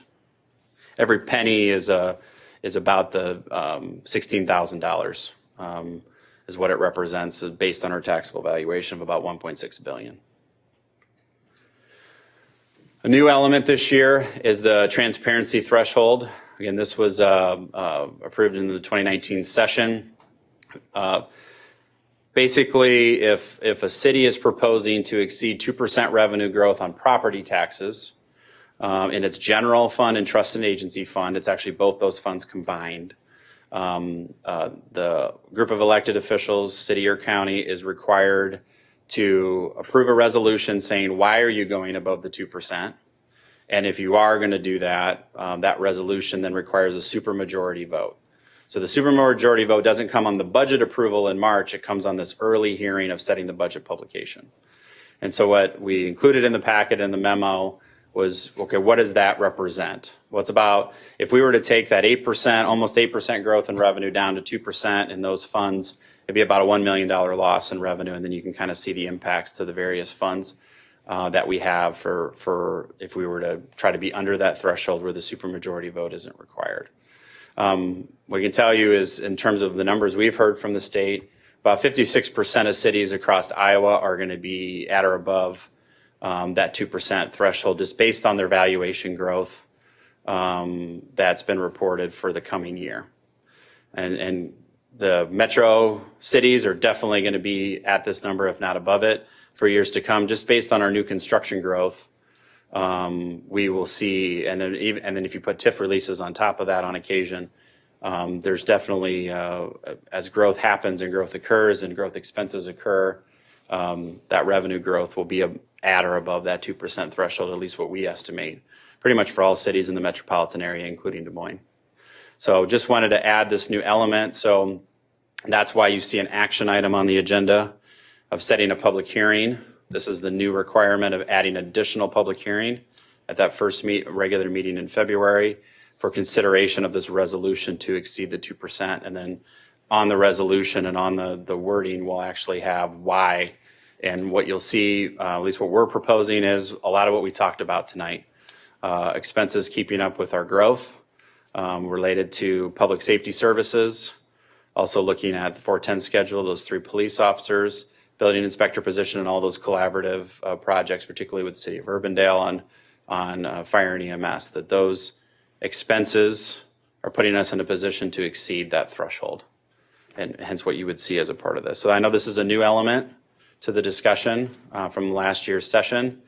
Wanted to stop here, see what questions there might be related to this. Also wanted to mention, it's on the slide, that if you had that, if it was the council's direction to move down to that 2% from the almost 8% growth, it would represent about a 64-cent drop in the tax rate.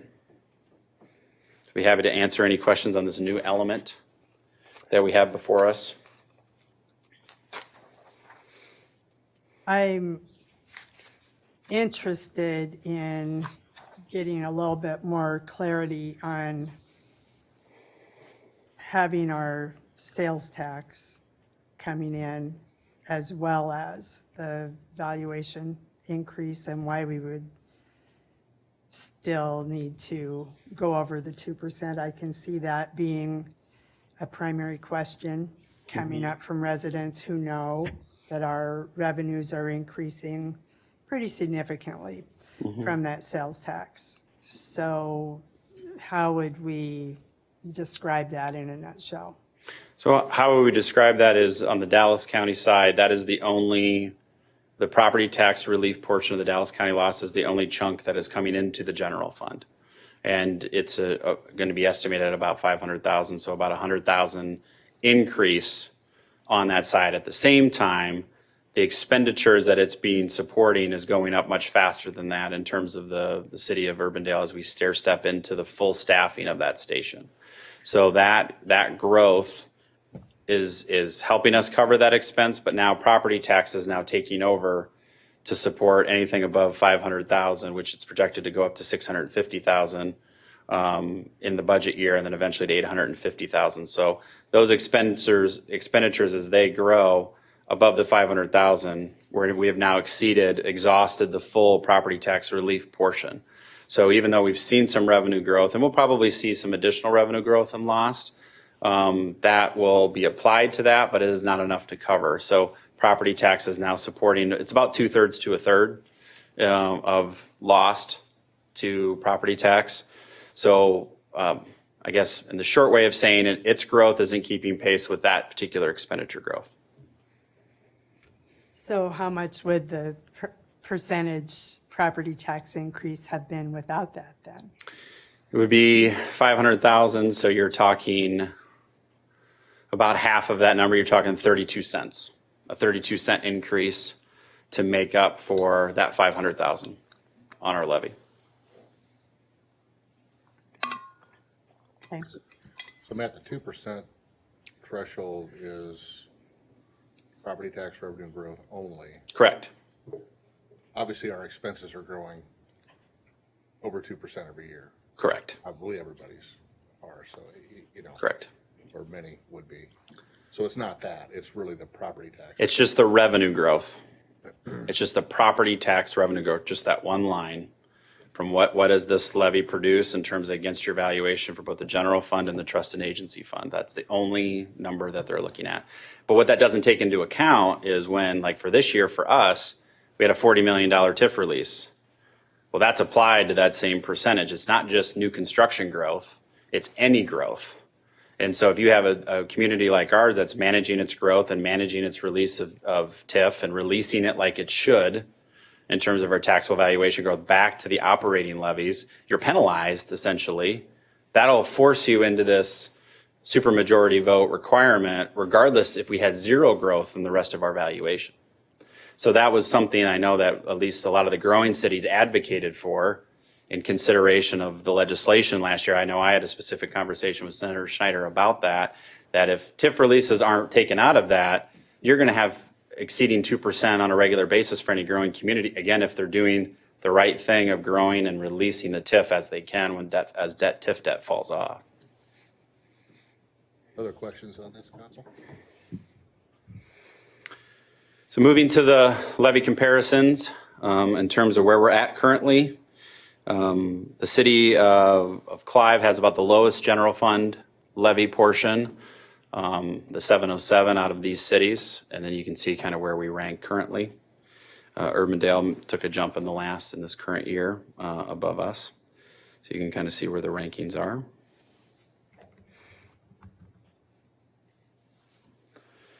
My recommendation before you tonight is basically what we hope we're delivering on with this plan or this budget is elements that you've laid out for us in your strategic plan. I think you've heard about some continuous improvement projects that we're working on, cost-effective delivery. I think the 410 and the patrol element really falls into that. in terms of being more efficient in our delivery of services and also recruiting those the great staff that we try to employ here in Clive. And then also just keeping up with our growth. I think that is the mantra a little bit here tonight with what you're seeing on the public safety expenditure side and the building inspector request as well. We are having the growth. We had our record growth for us in 2019, and we don't see that abating, as you'll see at your next council meeting with a public hearing for another 280 lots in Shadow Creek North in terms of that rezoning. So we see that continuing forward here in terms of where we're at in the housing market. And yes, we will hit a build-out point as a community here in the next decade or so. And so how are we making decisions now in terms of, I would argue, the public safety decision of the collaboration with Urbandale puts us at a point where, yes, that was a high investment, it's a high ramp up here in the next few years, but now we've covered the community on fire and EMS for the long term. So as our population grows, that per capita cost will decline and will grow into that expense as we get to build out. And that's kind of our intent with both the public safety facility that we're going to build and our collaborative relationships. And so I think we're keeping up with that trend. And then you can see kind of some of that additional information in terms of staff growth on the screen there. Any questions on that in terms of kind of the overall summary of the recommendation? With that, moving on to the one of the exhibits that's included in the packet, cost to the Clive taxpayer. As you can see, if you keep values the same, which I know values are moving, but if you kept a value the same for a home, they would actually see a decrease because of that rollback going back down 2%. So you have the utility increases that we talked about, the 3% on water, 3% on sewer, and 10% on stormwater. But their actual property tax expense, again, if their home value stayed the same, would actually decrease in the current year. And then you would have the increases on the commercial side related to the utility expenses. So that's what this is kind of reflecting from the current fiscal year to the proposed year. If you had that $230,000 home increasing by the average residential assessed value that went up about 6%, that would reflect about a $66 increase over the year. If that value did go up in about $550 a month, just to give you kind of as I know the assessment increases was a big conversation point in 2019. So, any questions on this? I have just a minor one. Is 230,000 a median or average house value? We're falling behind on that one. That this is I think it's quite a bit higher than that, and so I think we might need to update this. I've kept it at 230,000 since I started this, and Pete did a good job of reminding me, like our Zillow median income is probably, our medium house value is probably closer to 270, 280, 290. So that is something that I plan to adjust on here because I basically have kept it at 230 forever, and probably need to adjust it just so you can see the apples to apples of that median household income or medium household value.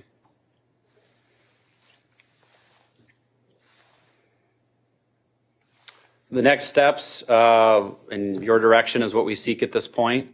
How do you feel about this recommended proposal, particularly related to the officer request and the community development building inspector request? And then any additional questions, thoughts that the council may have in terms of direction. And then the next steps are kind of laid out before you in terms of this new additional public hearing, and then the regular public hearing that you're used to in March for budget certification. Another piece that changed in that law is the state mandated deadline did slide back about 16 days to March 31st. Our intent was, just because of the rhythm of these budget processes and the January workshops, we've maintained our normal schedule on that just to provide ample time for discussion before that March 31 deadline.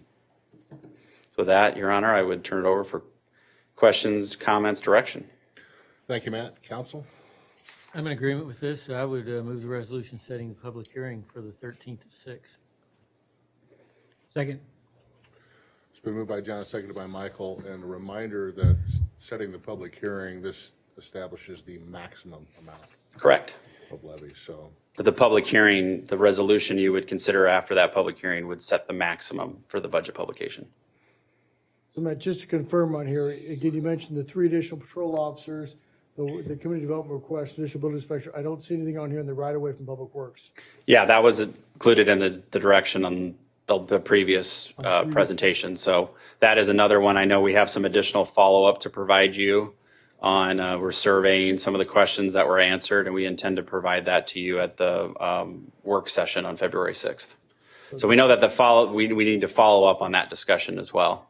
And then we'll also seek that final direction on that position at that time. Overall, you're asking for 5 new full-time employee positions, correct? Correct. Ted, since you're online, any thoughts, feedback at this point? I'm sorry, were you talking to me, sir? Yeah, Ted, I just want to make sure that we don't overlook you. Yeah, no, I appreciate it. I mean, I support the budget. You know, obviously, it's a lot as far as new personnel. I do think the chief has justified it, and I think he has a plan. And so because of that, I can support it. Others? Susan? I think I've raised my concerns along the way, so. Michael, anything else to add? No. But we're setting the public hearing. I may have some follow-up, right? Yeah. But on setting this public hearing, I need to digest a few of these things, and I've seen them, but a little more clarification that we've asked for tonight would be good, and we'll get to the public hearing. Yeah, I think that I would echo a lot of what Ted had to share. It is a lot. I agree with the budget.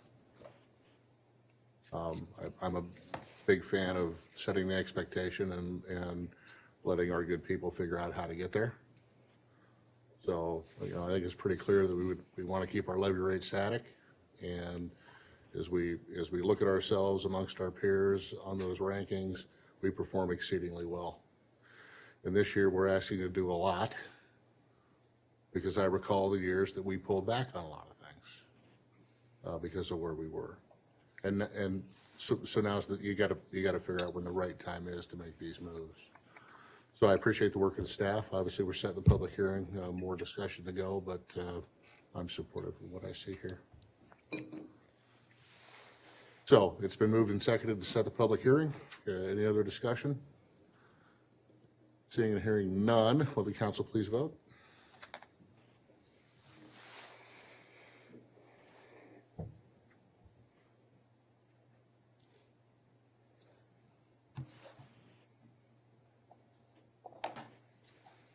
That passes 5-0 to set the public hearing for February 13th, 2020 at 6 p.m. Thank you, Matt. Your Honor. Okay, we'll move to reports. Pete. Nothing new to report, Your Honor?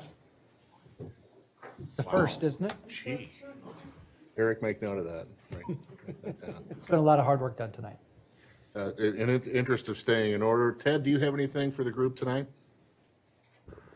Well, MPO met today, but I wasn't there, so I have nothing to report. Hope you get better. Eric. Thank you. CVB met, continue to work in their marketing strategy and their long-term strategic planning. Okay. John? Metro Advisory Council will meet at the Capitol Room 19 on February the 11th. I mention that because if you happen to have a conversation with our legislators, we want to encourage them to attend sometime between 7:30 and 8:30. They can drop in. We've sent invitations, multiples to them, but personal touch sometimes helps. So Tuesday, February 11th, 7:30, room 19 in the Capitol. Susan. Clive hosted the Walnut Creek Watershed Management Authority meeting earlier this week, and the North Raccoon will be meeting tomorrow, where we'll be moving closer to finalizing a watershed plan for the entire North Raccoon. We'll go from watershed plans to Whatever, right? other than Sewer, watershed garbage, plans. Yeah. bus. I do not have anything. Michael? I have nothing. Thank you. Madam Council. Nothing. Matt. Just a couple items. That February 6th work session will have the budget follow-up items that we discussed here tonight in the previous meeting, as well as some updates on development-related items, and specifically the next chapter of the zoning ordinance, and seeing your direction and feedback on that. And some discussion on economic development as well. And then I will be attending the property tax workshop for DART. The second one of 3, I believe, is tomorrow morning. Kind of keeping tabs on that along with Commissioner McCoy and Alternative Commissioner Edwards. And then also Pete and I attended the West Des Moines Schools Facility Committee meeting last night, learning about the work that they're doing on their 6 through 9 educational buildings, with Indian Hills being a big part of that.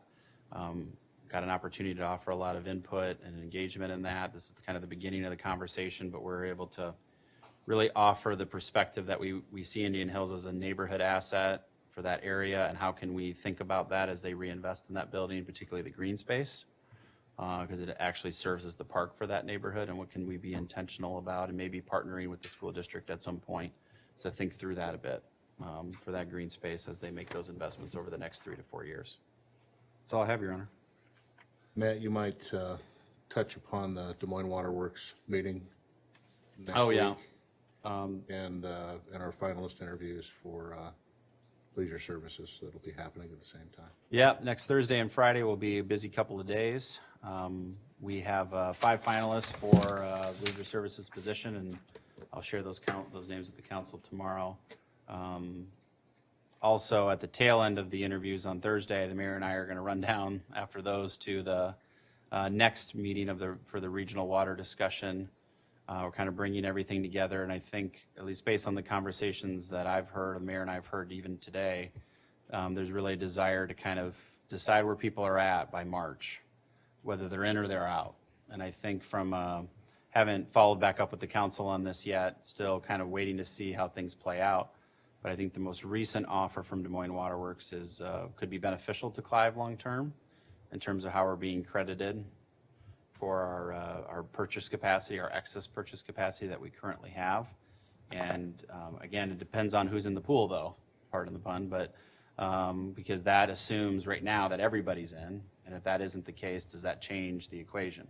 So the jury is still out, if you will, on that, and so we're kind of curious how the conversation goes next week. And I think I know the mayor and I continue to hint at our neighboring communities and trying to understand where they're at as well, because there's been a lot of conversation on the west side here of a sub-regional effort, and don't know how that will play out at this point. But I think at this point we would advocate for the regional model if everybody's in, because I think it makes good sense for our per gallon cost long term, but a lot more details to be figured out there. Everyone, including who? Who is everyone? Everyone would be everyone. So everyone that is either a Des Moines Water Works customer, producer and customer, everybody who's at the table today. It makes sense for us, but our equation could be different if people start dropping out. So a lot to come. Matt, could you give us an update on the public safety facility? Yeah. So we are just met last Friday, right? Last Friday with the Public Safety Facility Committee with Councilmember Edwards, McCoy, and Mayor Cirksena. Where we're at currently is we're in the schematic design phase. So we've really, in the last few days here, the chiefs have done a great job with the staff to really narrow down on the detail of what it looks like inside the building. We had a meeting with our police-specific consultant that the design team brought on as an advisory role, and they've made some really good changes to the layout, and now we're kind of taking all that, making the big major changes, and just started the conversation today on stormwater management and site plan elements, and so we're really ramping up that schematic design phase. So we're still on target for where we're at in terms of design for bidding this summer, but a lot of good work has been done to date. What about current standing structure? Current standing structure was hoping to be knocked down this week, or starting to be knocked down